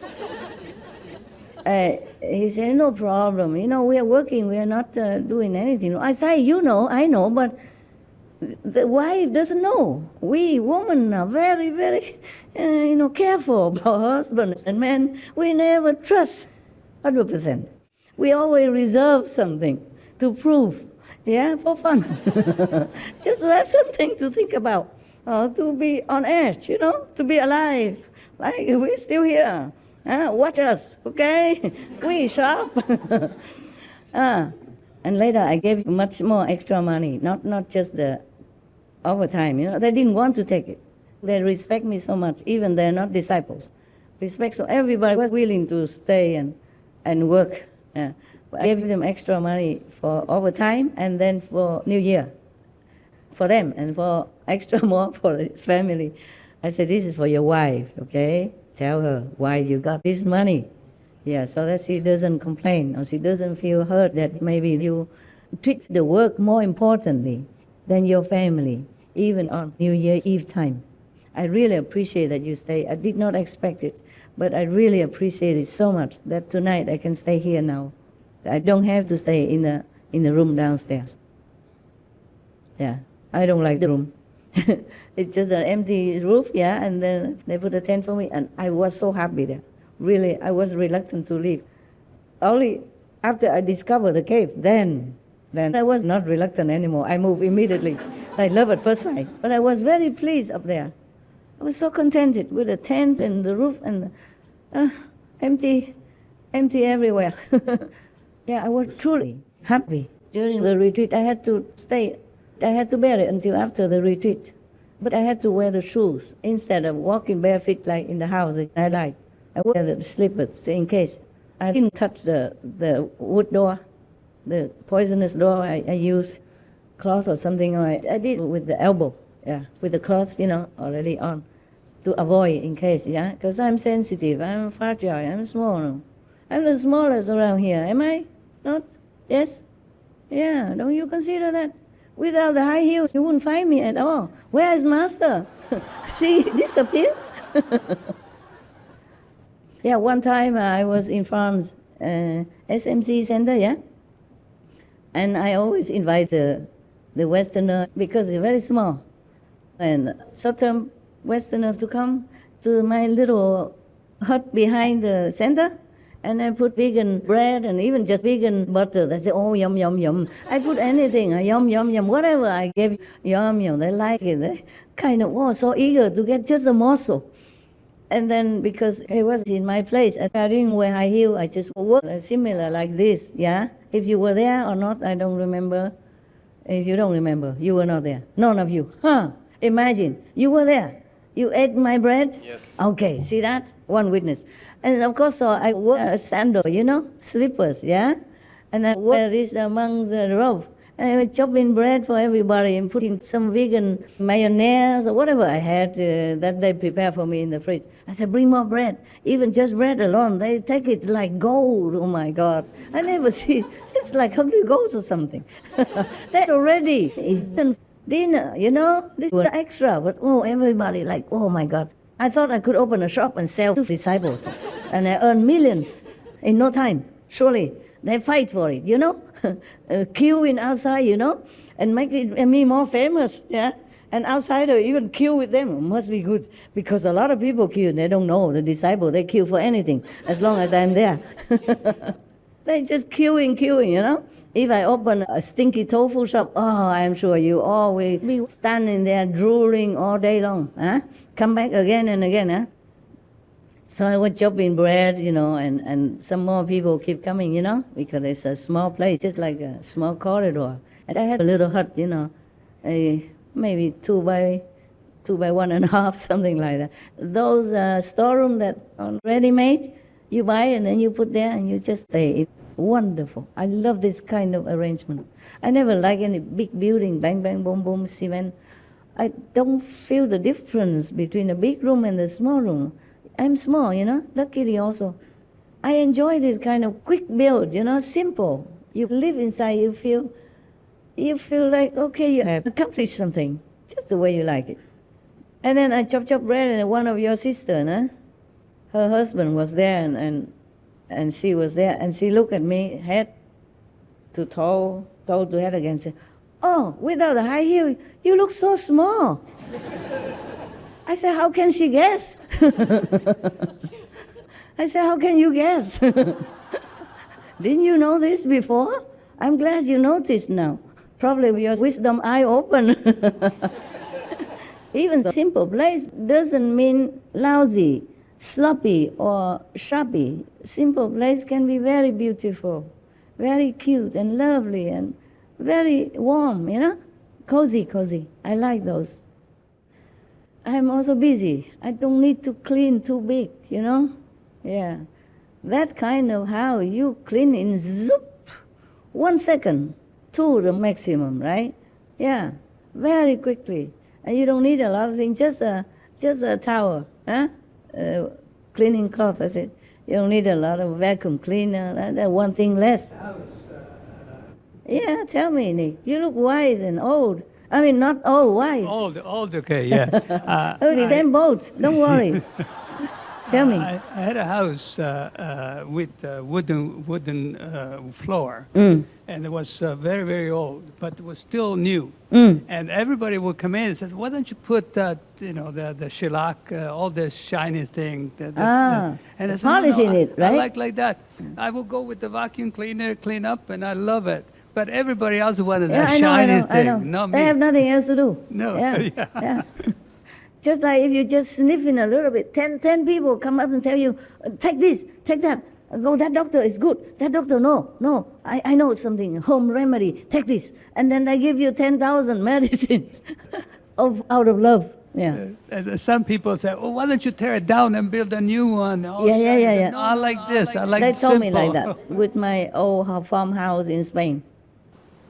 We are on the same boat. I didn't even live there. I live outside in a small hut I bought myself. It was too small, actually, 160 and 190. But I fit. I even had a heater inside, a small television as well, and some hook to hang my clothes. And I bought some small square thing like, they made it ready, you know, a square box like this, and you have 2 drawers in it. So I bought about 10 of them and put them together. It became a bed. And I put a mattress or whatever I had on it. And that was wonderful. I had my clothes under my tools, even hammer and screwdriver, all kind of stuff. You have no idea. Yeah, I had all. It was organized. Yes. And then I was very happy. But they say, oh, this house. Any worker came to help me, always advise me something. I said, does that cost me something also? Is that included in the price that you fixed my pie or not? Just a joke, you know, yeah. Anybody who came there and always advised me, tear it down, build a modern one. I said, I don't even live in it. What for? Just leave it there, souvenir. Yeah, and if it becomes ruin, then in Spain we have many ruins everywhere. So it's a join the club. Yeah. So what for do you take care of the things that you don't need and they're unnecessary? It's not even obliged by law. Yeah. But everybody who came. The guy who fixed the road a little bit, that house is too old already. I said, it's still livable, it's still standing. Yeah. You must build new one. I know a builder, very good, very fast, cheap. I said, no need cheap or expensive. I just don't need to. Later I was tired, so I said, okay, I think about it. Maybe. If I want, I call you, okay? Give me your phone number quickly. And then they're happy. Yeah. Call me, huh? Yeah, I'm always available for you. Oh my God. And sometimes I didn't call them, they call me. Hey, your house? How about it now? I said, nothing, the same night before. You wanna go have a look? Be welcome. Oh man, I'm telling you, people don't understand, they're busy themselves for nothing. With too much trimming grass or, manicuring plants. Yeah, there are some manicure plant I'm going to remove also. Just like the fence, the plant that they plant around the fence to keep it green or safe or whatever, when they grow thicker together. But I don't want it. If they grow very tall and I don't cut it, then it covers my view. If I let people cut it, I don't feel good. I don't want trees to be chopped and cut. It's truly not necessary. How real? Okay. Huh? We can have aircon again. Yo.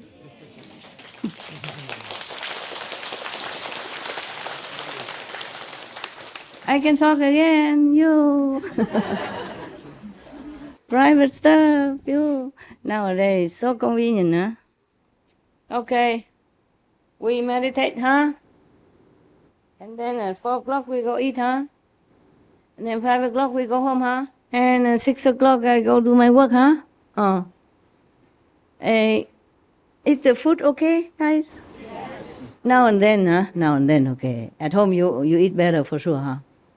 Don't care, huh? Now and then it's okay. I have to eat that every day, so you cannot complain, okay? You eat only once in a while, You come see master for 2 days, 3 days. Even if it's no good, you don't complain, huh? Yes. Because if you complain, I would think I should also. I write a letter, Every day same food, my God. Every day similar food. They cook better, more variety. Sometimes they have Spanish food, sometimes they have vegan curry, real Indian curry, cook vegan samosa. Sometimes we have vegan spring roll, Vietnamese, real. Sometimes we have real this, real that. Sometimes we have real vegan sandwich, do it yourself, You hungry now? Oh yeah? Oh, I'm very good at describing. That's the only thing I'm good at. Especially when I don't have them. I do it specially so that they feel bad, that they don't give me anything.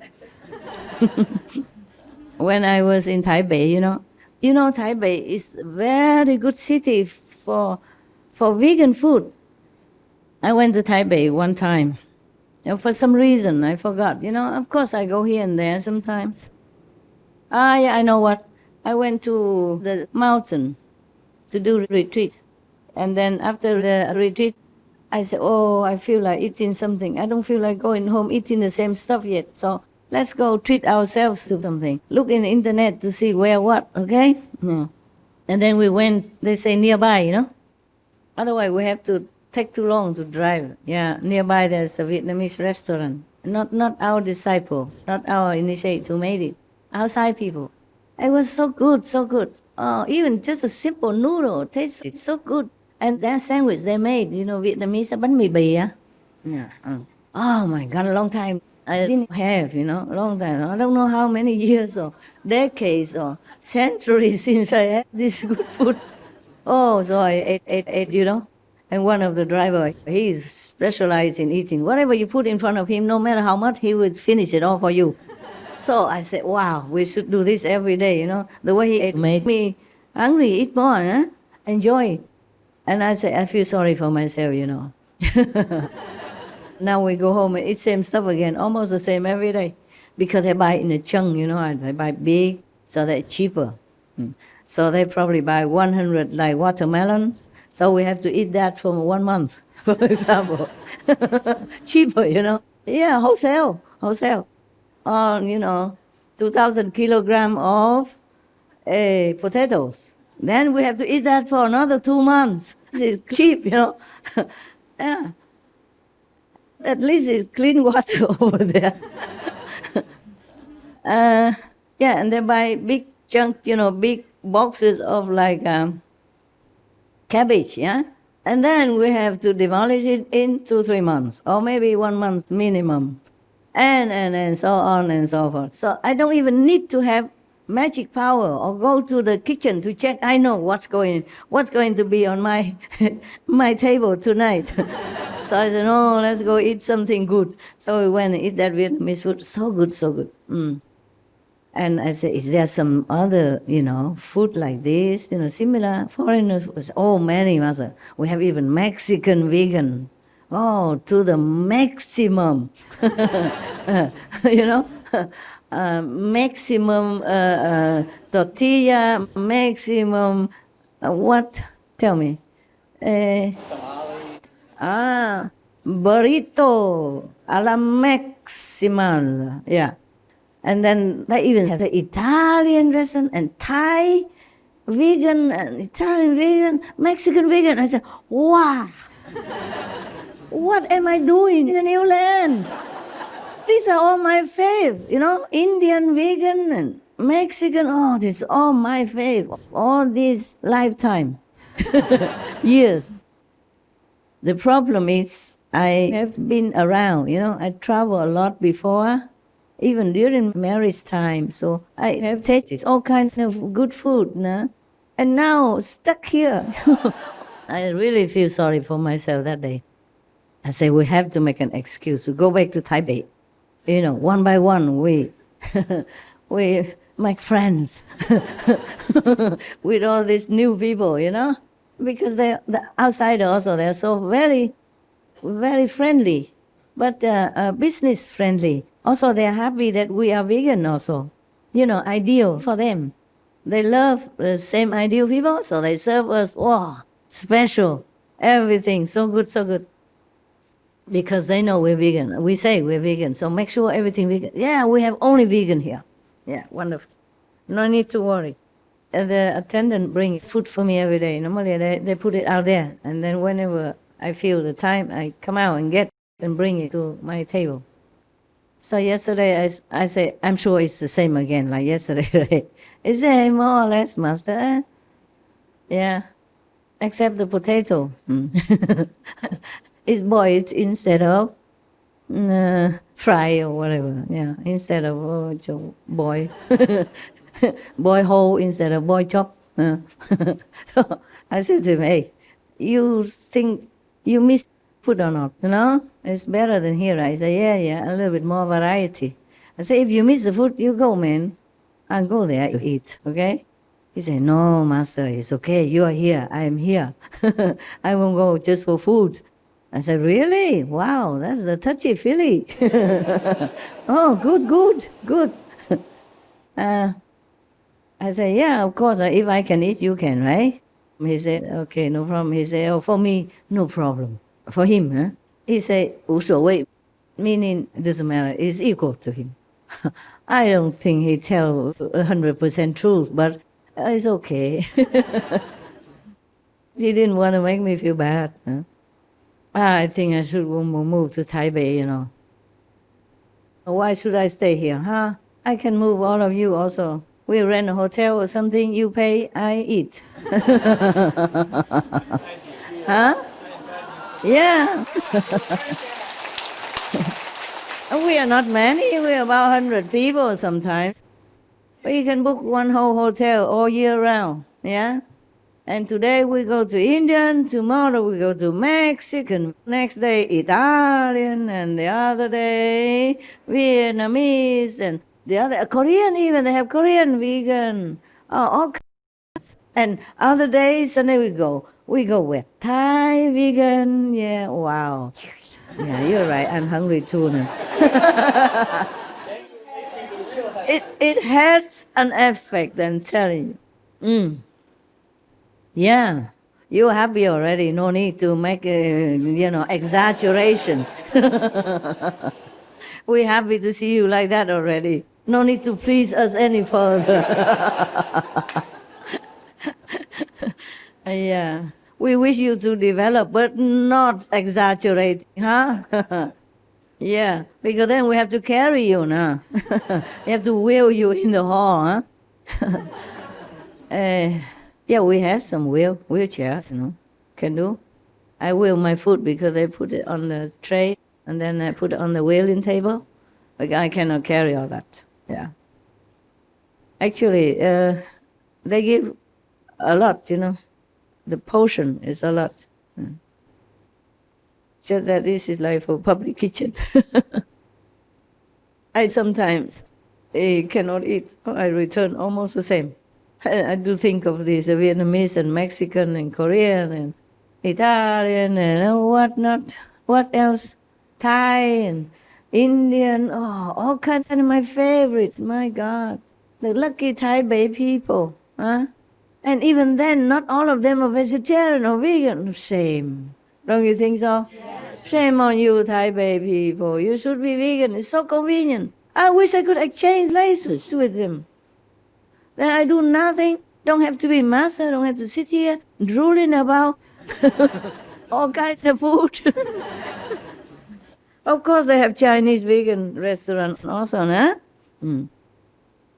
And to eat outside in the ordinary restaurant is a treat, telling you.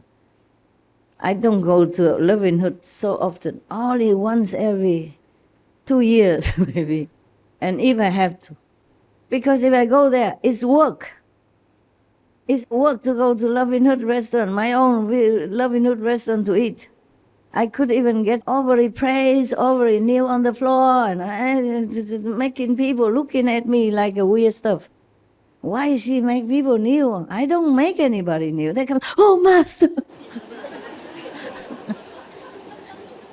Just come out of the kitchen, oh, master, and then on the floor. I feel sorry for the floor, So drop like that, so heavy. 100 pound person drop like that, or more even, sometimes 200 pounds, depends, happy Buddhas, happy lady Buddhas, yeah. And okay, that's not all. Everybody come and put their head over my soup, on my table, my food is here. Master, bless me.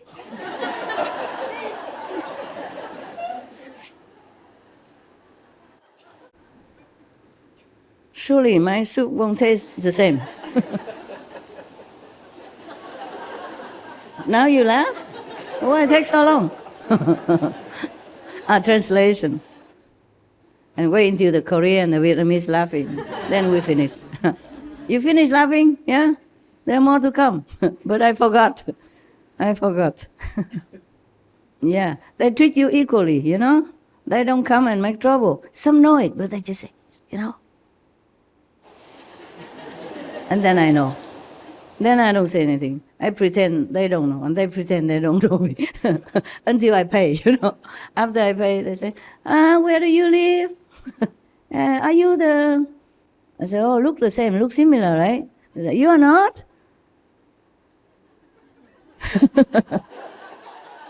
If I say I am, they don't believe it. You? Really? You? Yourself? Bandran? Yeah. Your very self? I said, yeah, you asked me. So I have to say the truth. Oh, photograph, please. And then the whole restaurant come out. Well, at least they wait until I enjoy my dinner. And don't put their head over my soup or my salad or whatnot. Sometimes they don't know until the end, Somehow they find out. When I come to pay, and then they look close up, Huh? He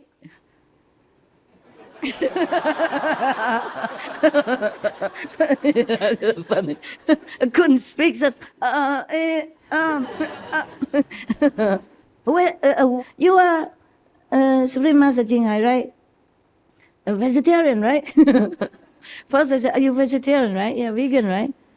And I said, yes. Yeah, I know. You, Supreme Master Ching Hai, right? Yes or no? And then if I cannot say no. And I say yes, and they ask again and again and again. Really? It's you? Yourself? Oh, Supreme Master Ching Hai self? So I said, tell her. I'm embarrassed, man. I cannot just say, here, me. Gorilla coming. Oh.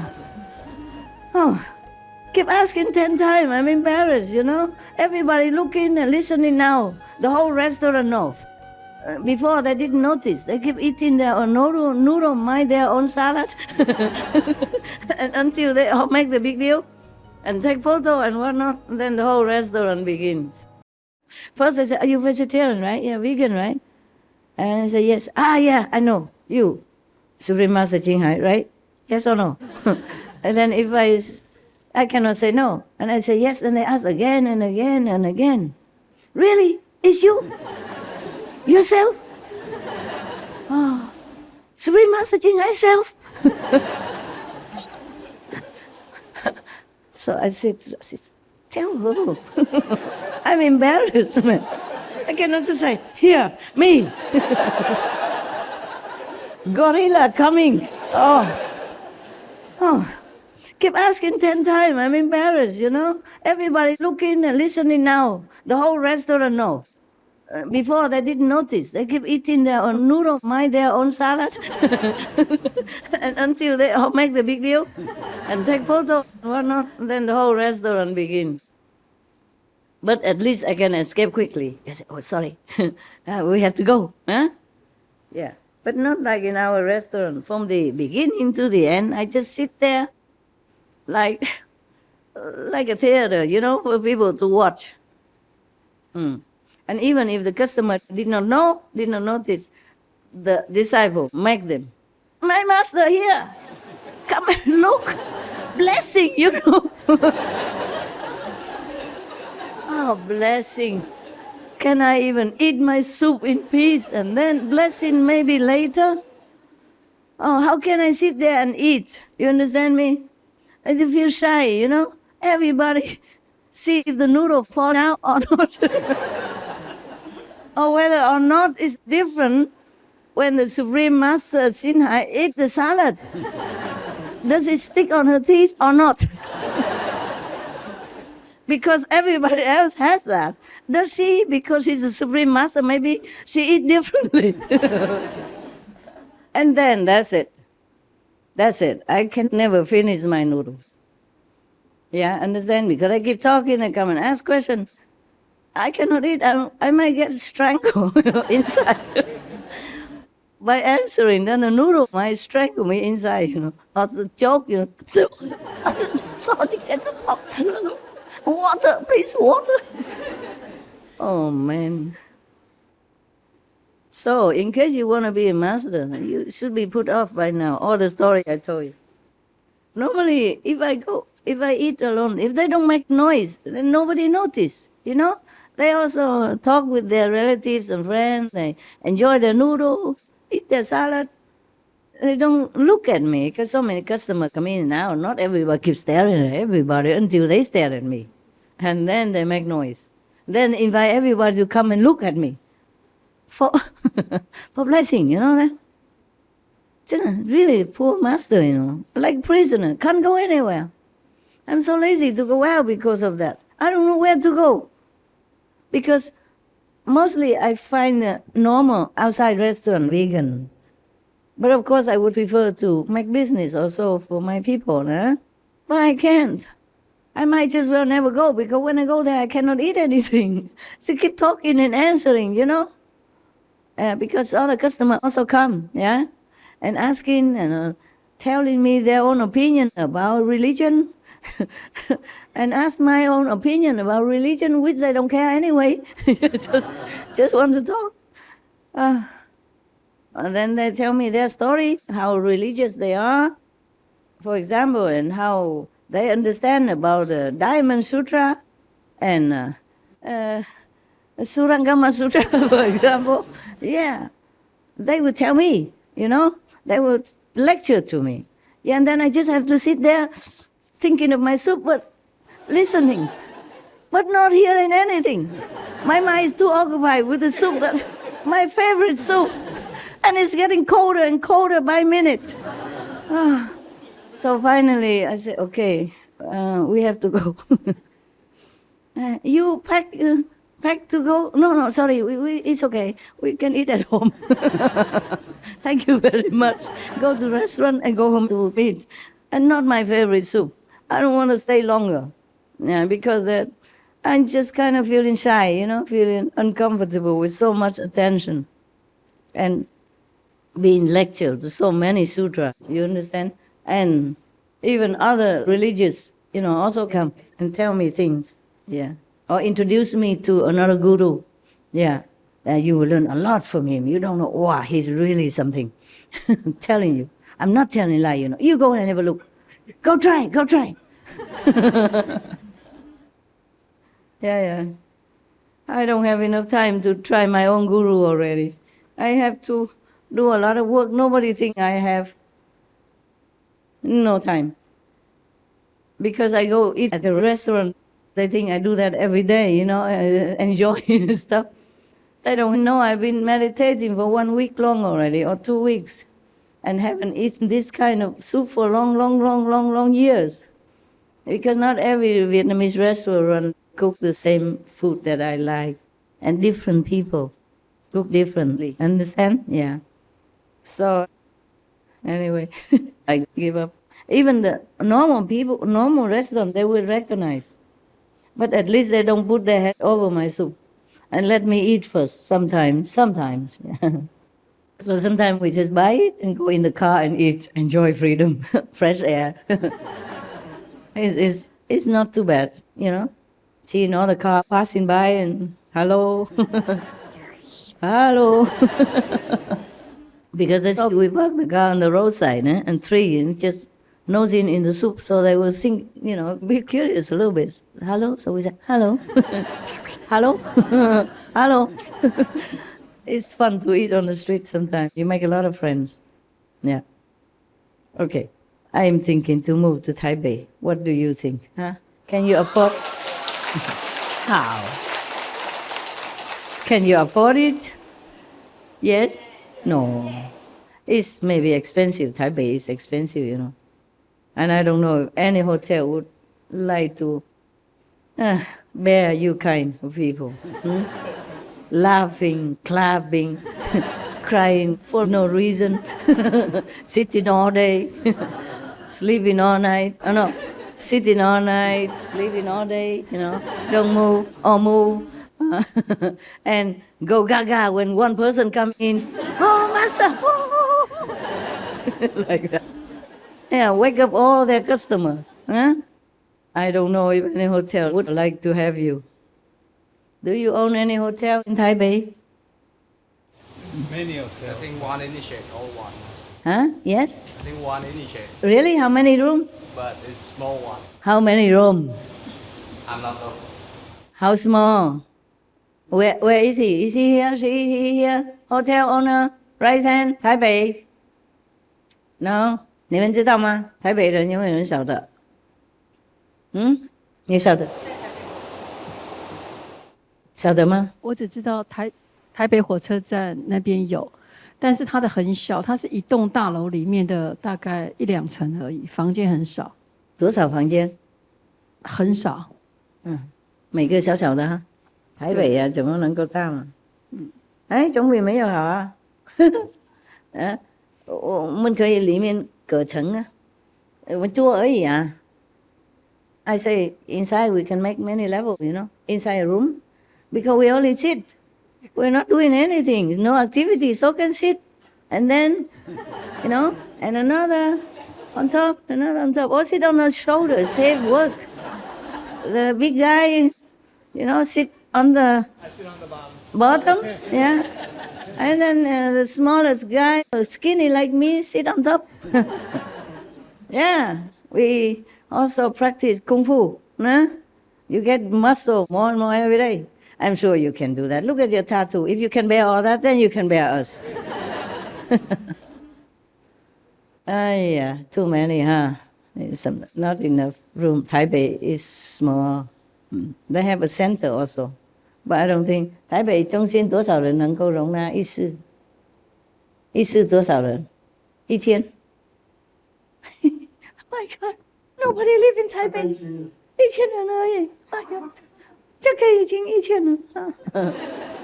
今天比较小了，有时候来很多人。Taipei has a center for only 1,000 people. You have to put your ear on because sometimes I speak Chinese, sometimes I speak Greek. Okay.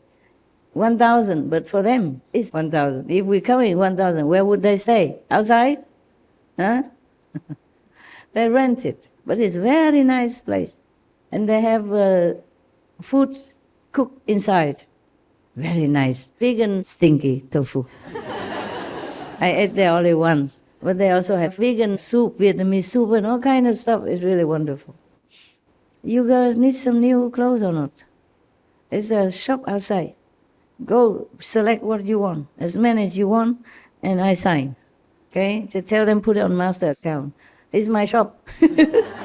I heard. I'm not sure. And you guys also, okay? After this, you can go out there shopping. Go on shopping spree, yeah, okay? I take you, okay? Yeah, well, maybe we can go now in a while. You can buy what you want. A long dress or winter also. The cakes, cookies also. Sandwich. I'm not sure how tasty it is. I have not tasted it. But clothes, if you need more, you can, okay? Some to change, for wash and wear. You guys also, yeah? Okay. Today, I wanted to tell you guys to come, but I've completely forgot. One thing after another, and it's just so busy. I didn't sleep all night, and the night before also. So much disturbance and pain, yeah?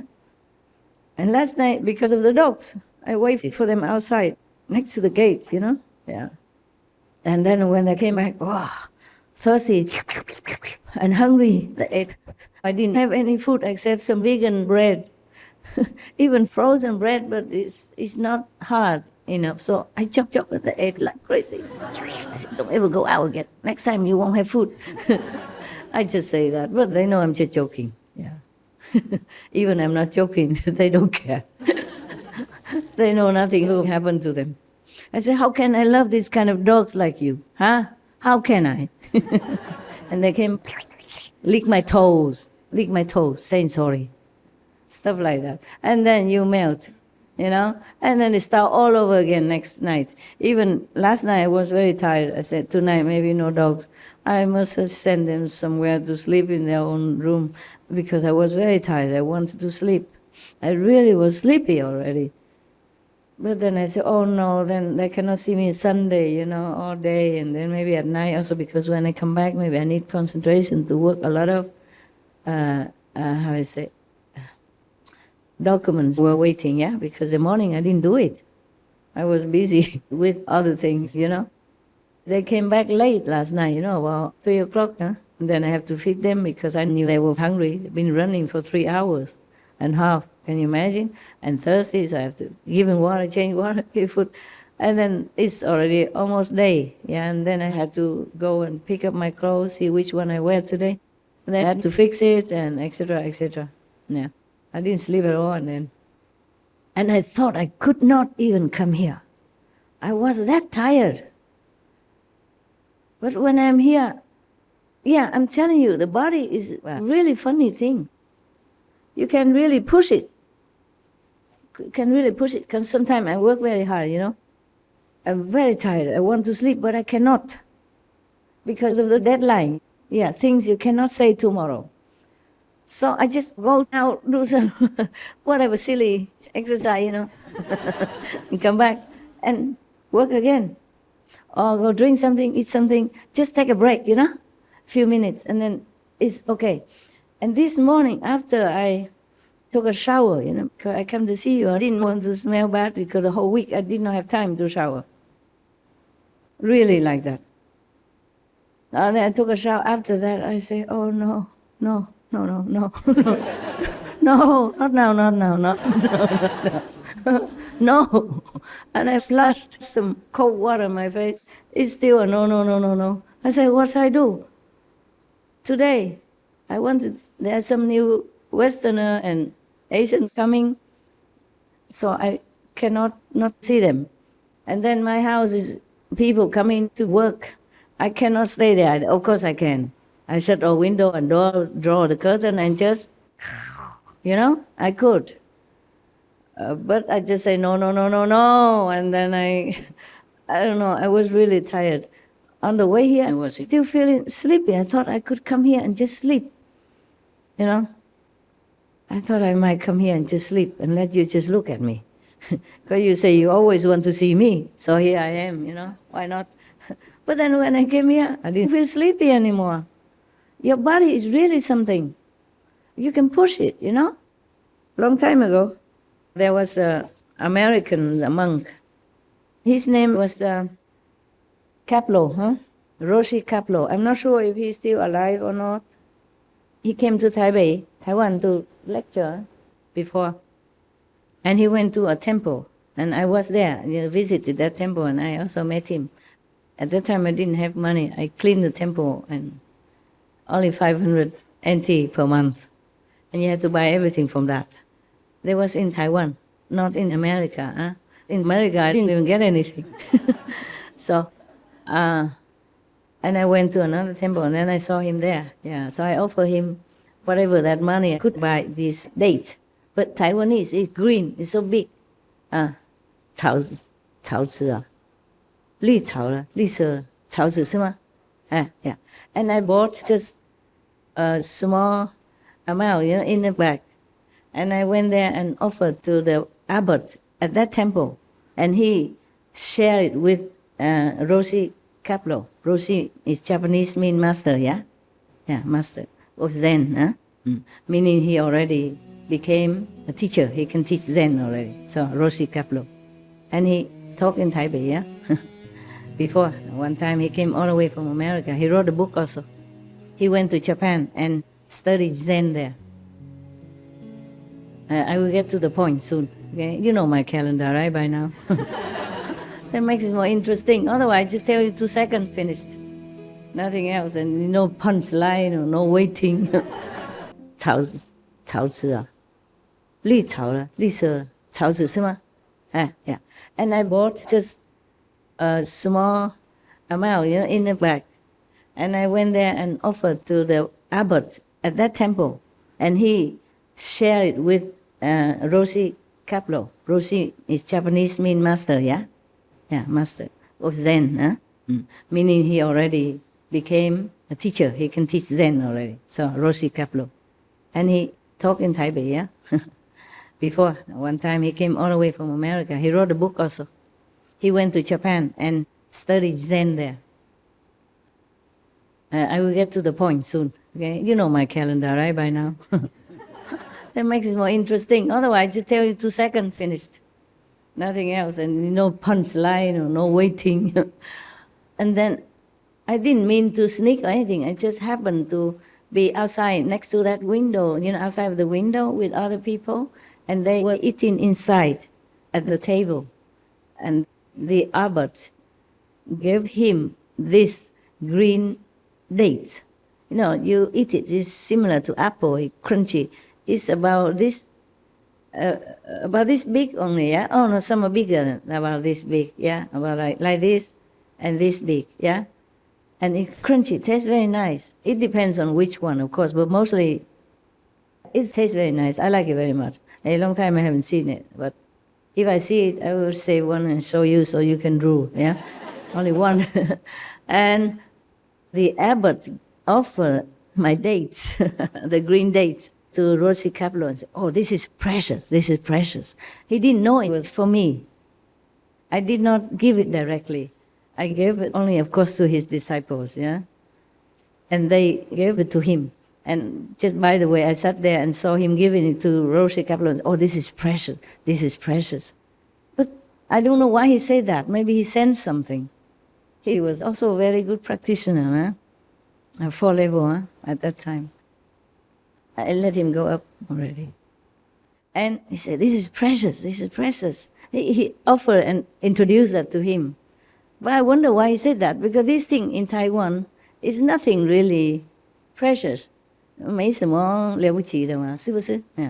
And in season is plentiful, and it's pretty cheap, because even I could afford it out of my 500 NT per month. How much is that? 500 NT, how much is that? 10? 15? Yeah, $15. But I had to pay for the bus to go there, you know, because I admire that abbot at that time. I was a nun, a freshman from precept school, yeah. So I went there, and then I accidentally saw him also, Roshi Kaplo. So they ate it, and then it seemed very enjoying. Oh, my heart feels so good, because they didn't know it was me who gave it even. So they did not know that I was so happy inside, because the abbot, I say, he's a big monk, you know. Many people came and he had everything, all the offerings of people all the time. So for him, this little green date was nothing. But he said, oh, this is precious. He keeps saying that while offering it to Roshi Kaplan. Oh, this is precious. This is precious. He really meant it. His face, and then they ate and they enjoy so much. And oh, you know, the silent giver just secretly know about their secret. Oh, I never forgot that feeling. Felt so good, you know. Felt so good because I didn't have a lot of money. And this thing for me, I thought this was nothing at all, you know. I didn't even directly give it to him because it was nothing, you know, just like you go out and buy a few grapes or something, huh? Grapes even more valuable, you know. So I felt already very embarrassed, you know, that I didn't have much to give.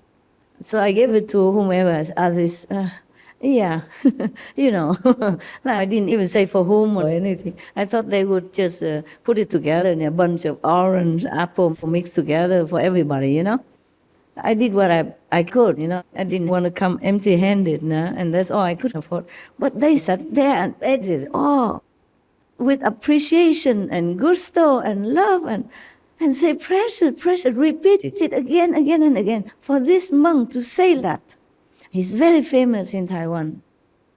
He was very famous. He's gone already, gone to heaven already. But for him to say that, and I admired him, you know. He went to my resided temple at that time and lectured. Though I did not understand much, but I saw him as a very dignified monk, a true monk. And the way he looked, you know, oh, I really liked him so much. So I went to visit his temple and brought my little recording machine that I had to record his teachings. So that when I came home, I could have it translated for me. Yeah, because I love monks who are real. Monks and real, and even go out and preach to people. And the way he looked, just like when you look at the picture of Baba Sawan Singh, you feel something, you feel he is something. Yeah. Not just any other Sikh guru, but he has something. Immediately, the first time I saw, that's how I felt. The photo only, yeah? He was gone then, yeah. So, I feel very good. But that's not the end of the story, okay? Remind me before the calendar gets too long. So this Roshi Kaplo, he had been studying Zen with true Zen monks in Japan, okay? He also wrote something very funny. American, you know, he asked, why don't you eat beef or eat meat? American. I don't know if at that time he was vegetarian or not. Maybe later he was. So the monk in the temple, the Japanese monk, not the abbot, but simple monk, they say, we don't eat meat because we cannot afford it. So he thought it was funny. In his book, I had it, the book. I don't know how I had it, but I don't know where anymore. Gone with the wind anyway. I traveled too much. I don't have many things left. So he studied with Zen monks in Japan, the famous Zen monks. I forgot his master's name. And then he graduated, yeah. But in Japan, sometimes they do retreats, of course, together, yeah, for 1 week or 2 weeks. And one time they did it for 2 weeks. The first time he went there, okay, they were doing it for 2 weeks. After 2 weeks, they still make him continue to sit longer. He said, oh, cannot anymore. The first time, sit so long already. Then the master, Albert, said to him, you are more capable than what you think. Just sit extra. And he did. Yeah. I want to say that our body is really a marvel, you know. You can push it to the limit. Of course, we don't always want to push. Yeah, we want to enjoy a little nap here and there. Oh my God, life is hard enough. But don't nap too long, huh? Don't say, Master, say that, huh? You nap a lot already. Even during meditation, you nap a lot, huh? Lucky you're not in a Japanese temple. In Japan, the abbot or the assistant come around with such a long, very long stick, flat, and they can reach you anywhere.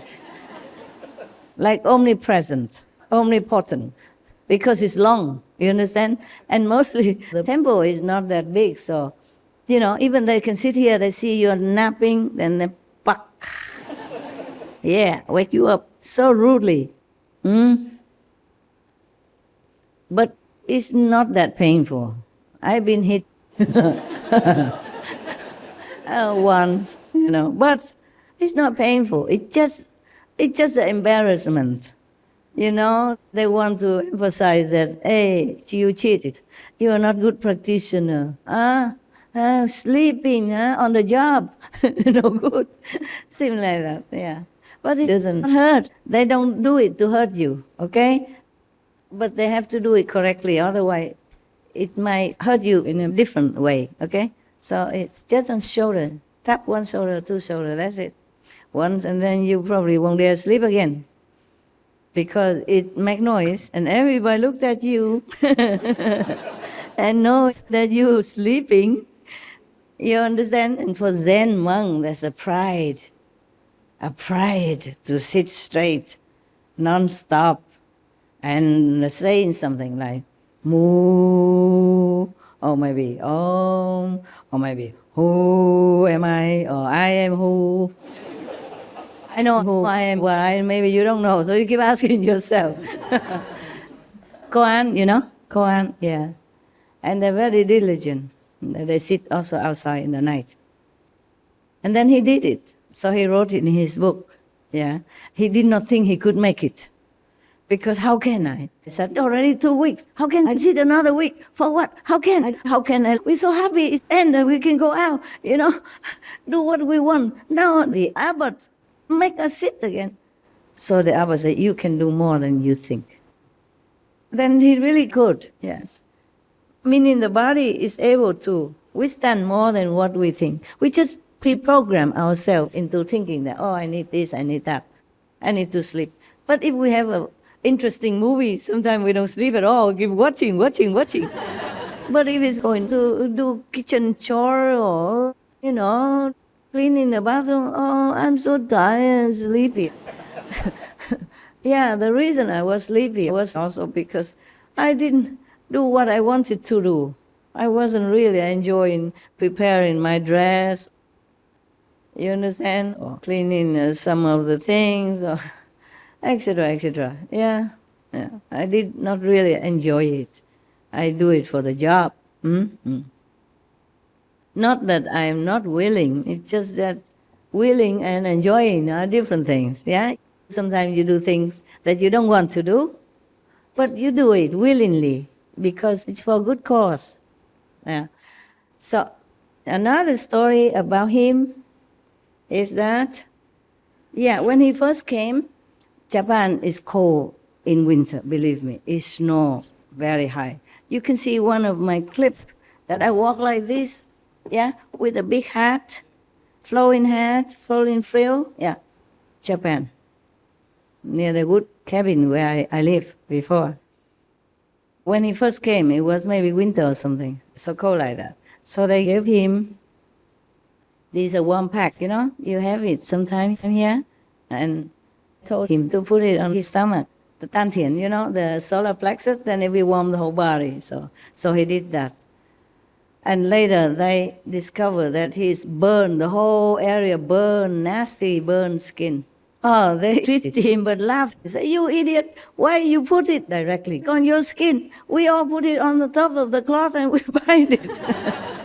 Yeah, but he didn't say anything. He continued to meditate like that. Yeah. Some funny story that he told us.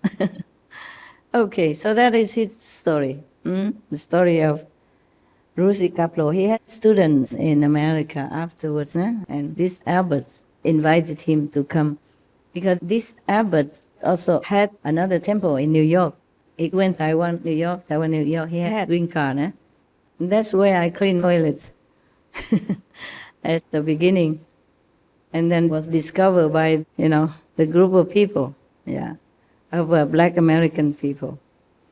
They were my first disciples in America. And later some of the disciples of the abbot also wanted to follow me. I also taught them. Might as well, I already began. Why not? And afterwards, I left, because so many people came to see me again and again, and it began, you know, making smoke. And also I didn't eat for a long time, for a while. So they began to get curious and ask me, and then blah, blah, blah. And then I taught them. And then the abbot also got wind of it. Correct? Heard about it? Got wind of it? Yeah? I don't know where I learned that. I didn't even use that before ever. I don't know where I even read this kind of thing. These people don't talk like that often, no. I haven't heard it before. It just come out. Must be from you, Thank you, Your blessing,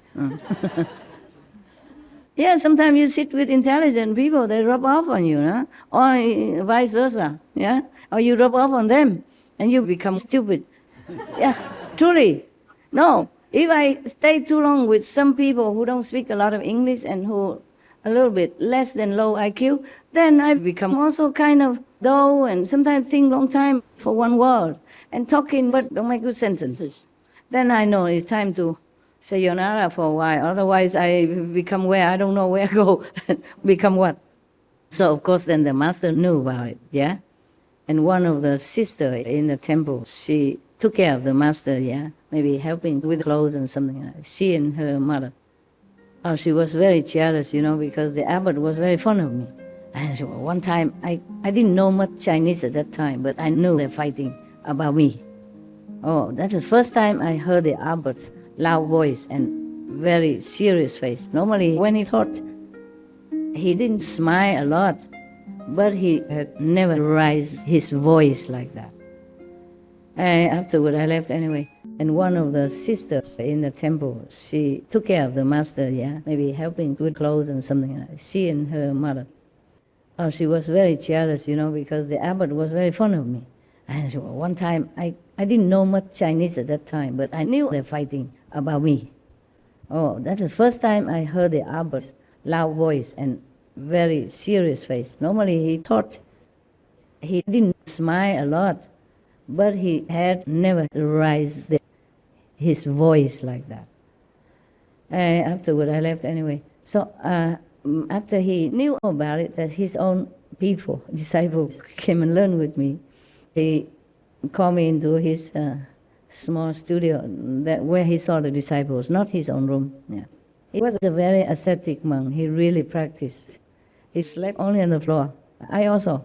I had only one blanket, and sit, folded into 4 square. The leftover blanket from all the disciples before, you know. And I also took their leftover clothes to wear.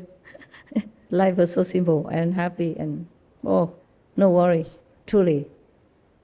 When somebody else already has a house for you, has room for you, you know, you don't pay bills or anything, you can take second-hand clothes to wear as your liberty, and even blankets you don't have to buy, it's already there, you shake it, then you use it. Yeah, I felt so cool. You know, you don't have responsible feeling, that is the best thing. You feel so free, so free. I worked very hard, Okay, so they were fighting, you know, one day. So I just pretend I didn't understand much. I did understand some, but not the whole thing. Yeah. So he asked me, he called me into the studio room and he asked me, you were teaching these and that people, right? They came to ask for your teaching, right? I say, yes, they came. They forced me to. They say, it's different from what I'm teaching here, right? He taught breathing, you know, and concentrating, maybe on the nose or a finger, and the eyes open 1/3, yeah? Just look straight in front of you with the eyes open like this all the time. Oh, I cheated. I closed because it hurt. So of course it didn't check, you know, it didn't check who closed who not. So he was teaching his disciples to meditate and retreat, and we did all the same. I did the same. I never said anything until those days when the Black American people came, and then the cat got out of the back. So and then he asked me, how come you never taught me? I was surprised he asked, you know. I said, oh, because you never asked. And that's it. That's the end of our conversation. Yeah. He should have asked me. You know, I only answered his question. I didn't ask further. Maybe he felt embarrassed or something. For spiritual practice, you should never bring your ego into play. You should be always eager to learn more. If I truly believe or know something better than this Quan Yin method, I would continue. In fact, I did some, but nothing worked very well. Like, you know, all the yoga stuff, I went try different things. Just in case, in the beginning, you know. But so that's that. But if I truly know or believe that there is something better, I would go learn right away, even now. But because I know so well already, I know too well inside already, so I'm not going anywhere, that's all. I just feel so happy if I have time to do my own stuff, not to go anywhere, learn anything more. You know, like the Buddha say, you are already finished with learning, you're beyond learning. Yeah, in those sutras, I feel that way. I feel I'm beyond learning, or behind learning. Something like that. Okay, guys, go eat, go home. Yeah, you're welcome. I tried the food. Ah, my God.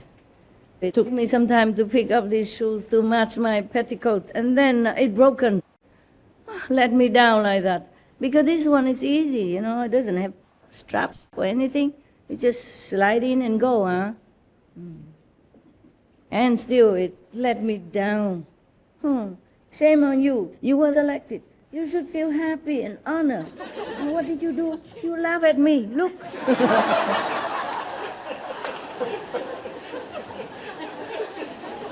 I know why, huh? It looked new because I don't wear a lot these years, you know. They bought so many, everybody bought different things. It looked new, but it's too old, or maybe it was the glue well, huh? We are laughing too hard, so. It's also has soul. Shoe has soul. Laughing. Huh? It has soul, right? Chinese don't understand that, huh? I play with words. Okay, thank you very much. Yeah, maybe I can fix it. Just glue, you know. Ooh, what is glue all, everlasting glue? Super glue, yeah. Super glue. I cannot do it. Sorry, huh, guys. I have to put it on here. Maybe I can see it better. For you, even more difficult to see your toe than I, so don't laugh at me. I put in some way or something. Sitting too long in computer every day. Not used to it. Yeah? Thank you. Sure, good, huh? Good, you give me shoes, huh? Thank you. Getting better all the time, huh? Give me glass, give me shoes, huh? Complaining does work. Huh? 叫什么？包烟有效啊！进步了，进步了，功德无量啊！I'm just doing with my feeling. I don't even see where it is. Yeah. That's what I call doing without doing, yeah? Just use your feeling. Is it okay? Huh? No, the men don't understand anyway. Yeah? It's okay lah? Ah, okay, very good. Okay lah, go eat and good appetite. And good practice, good practice. I thank all of you again for helping the world by helping SMTV in any way. Okay, huh? So what do? I have new glasses. Check it out. Wow, I like both. Very fashionable. Which one looks better? Huh? That one first one. This one, huh? Yes. Okay. Why? Very fashionable? Ah, it's good. It's a good made, huh? White matches your pearls. Oh, my fake pearl, my vegan pearls. This one look good? Look very impressive. Okay. Not impressive, huh? Bigger than my face now. No. Huh? This one better. Oh, guys, you do know something about luxury, huh? It's a good brand. I don't want to say what people might think I got some commission from them. Famous brand, yeah. I was desperate. I need something, and in airport they don't sell cheaper stuff. Only in gas station you can find. This a little bit big, but it's good. It's fashionable nowadays. They wear big things. Okay, this for me? Keep it here, huh? All right. So next time I come, I can wear it. Or maybe I take it. It's all mine. Mine. Yeah. Not for you. No. I forgot what brand it is. I have to look. Maybe. But I'm not telling you, okay? No more secret nowadays. No more. Too many secrets. Ah, wow, no wonder. You know everything about luxury and good stuff. I did not know until I bought it. The price told me that it must be famous. And I asked, is it famous brand? Of course, master, what do you think? The name you didn't know? I said, no. So many names nowadays famous, huh? Wow, now you look better.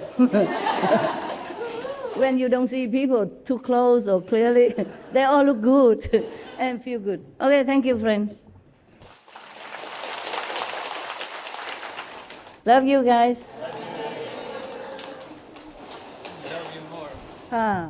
Are you sure? Yes. How can you love me more than I love? Cannot be possible. Okay, the fruit, give it to new people. New people? Never had? One? Okay, never mind. First, just a banana. Oh, you don't risk your life for it. It's too far. Oh, wow. There.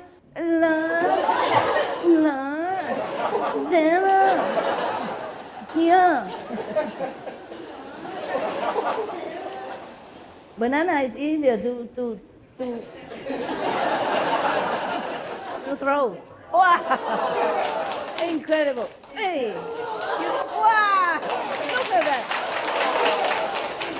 Should be on a football team. Give. And this one, please. Give. This one. No. It's just a few. Oh, you know what? Last time the artists were here, Michelle, you know?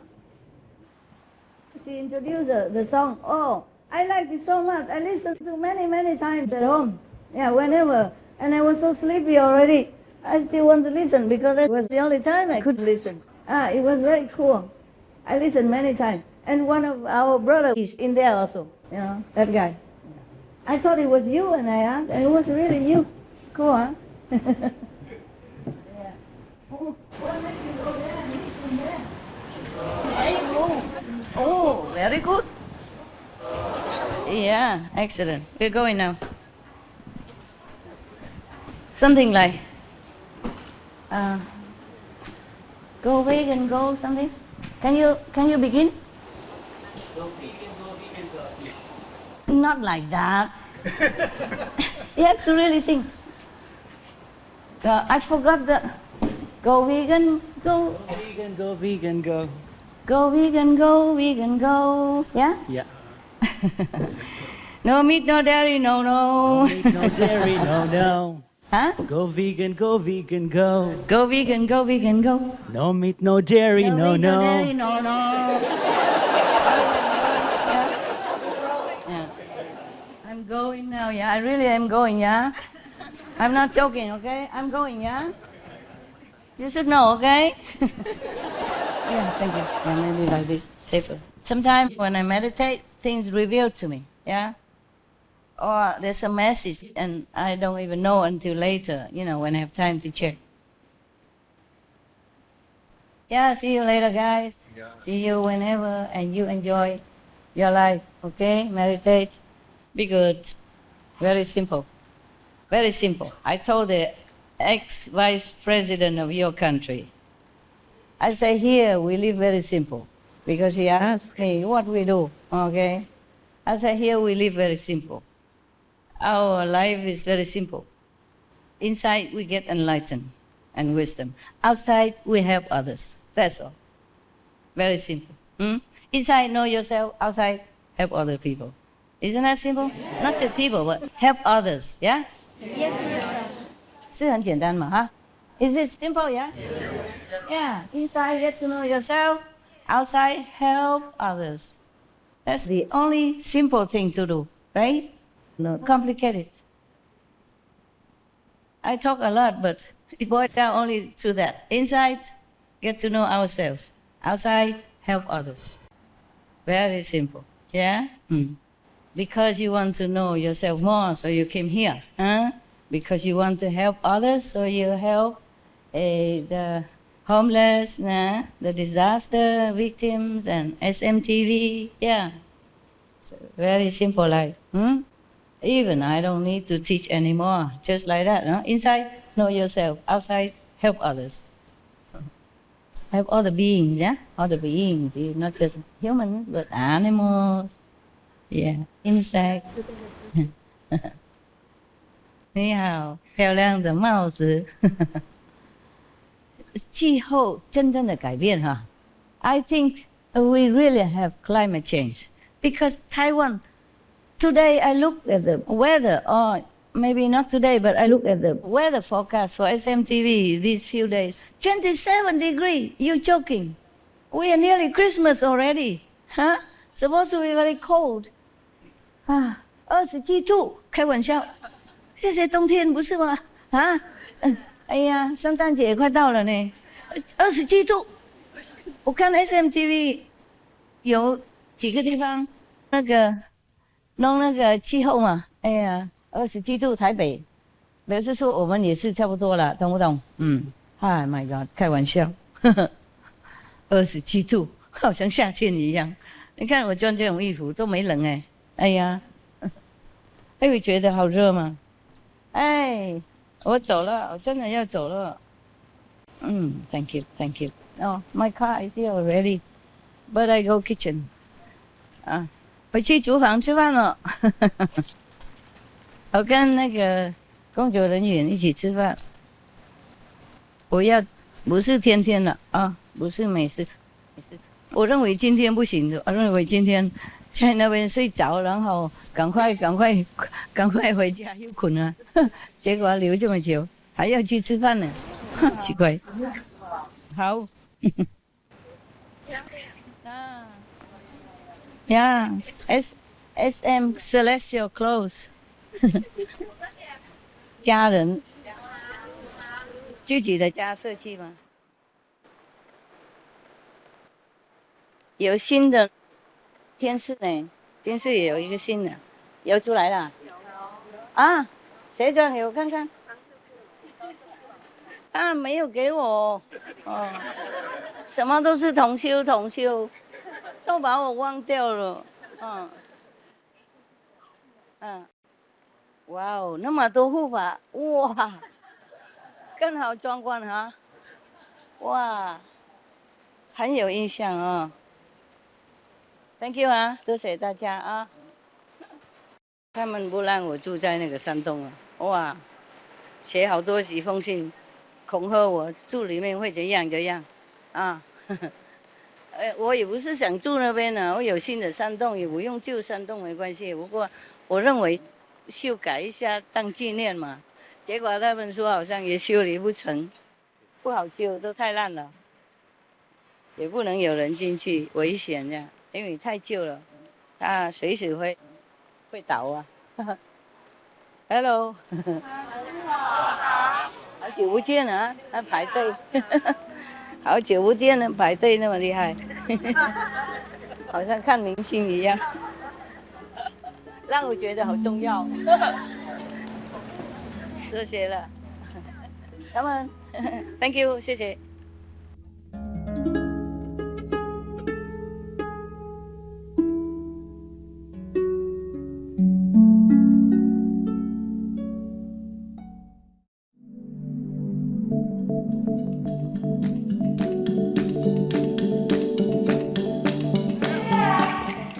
Cherished viewers, we appreciate your company for today's episode entitled Use Our Wisdom, Part 10 of 10, on Between Master and Disciples. Please stay tuned to Supreme Master Television for more positive programming. May our planet return to a pristine state as more and more people embrace the animal-free diet. Our programs offer many languages. Please visit suprememastertv.com/schedule and suprememastertv.com/BMD.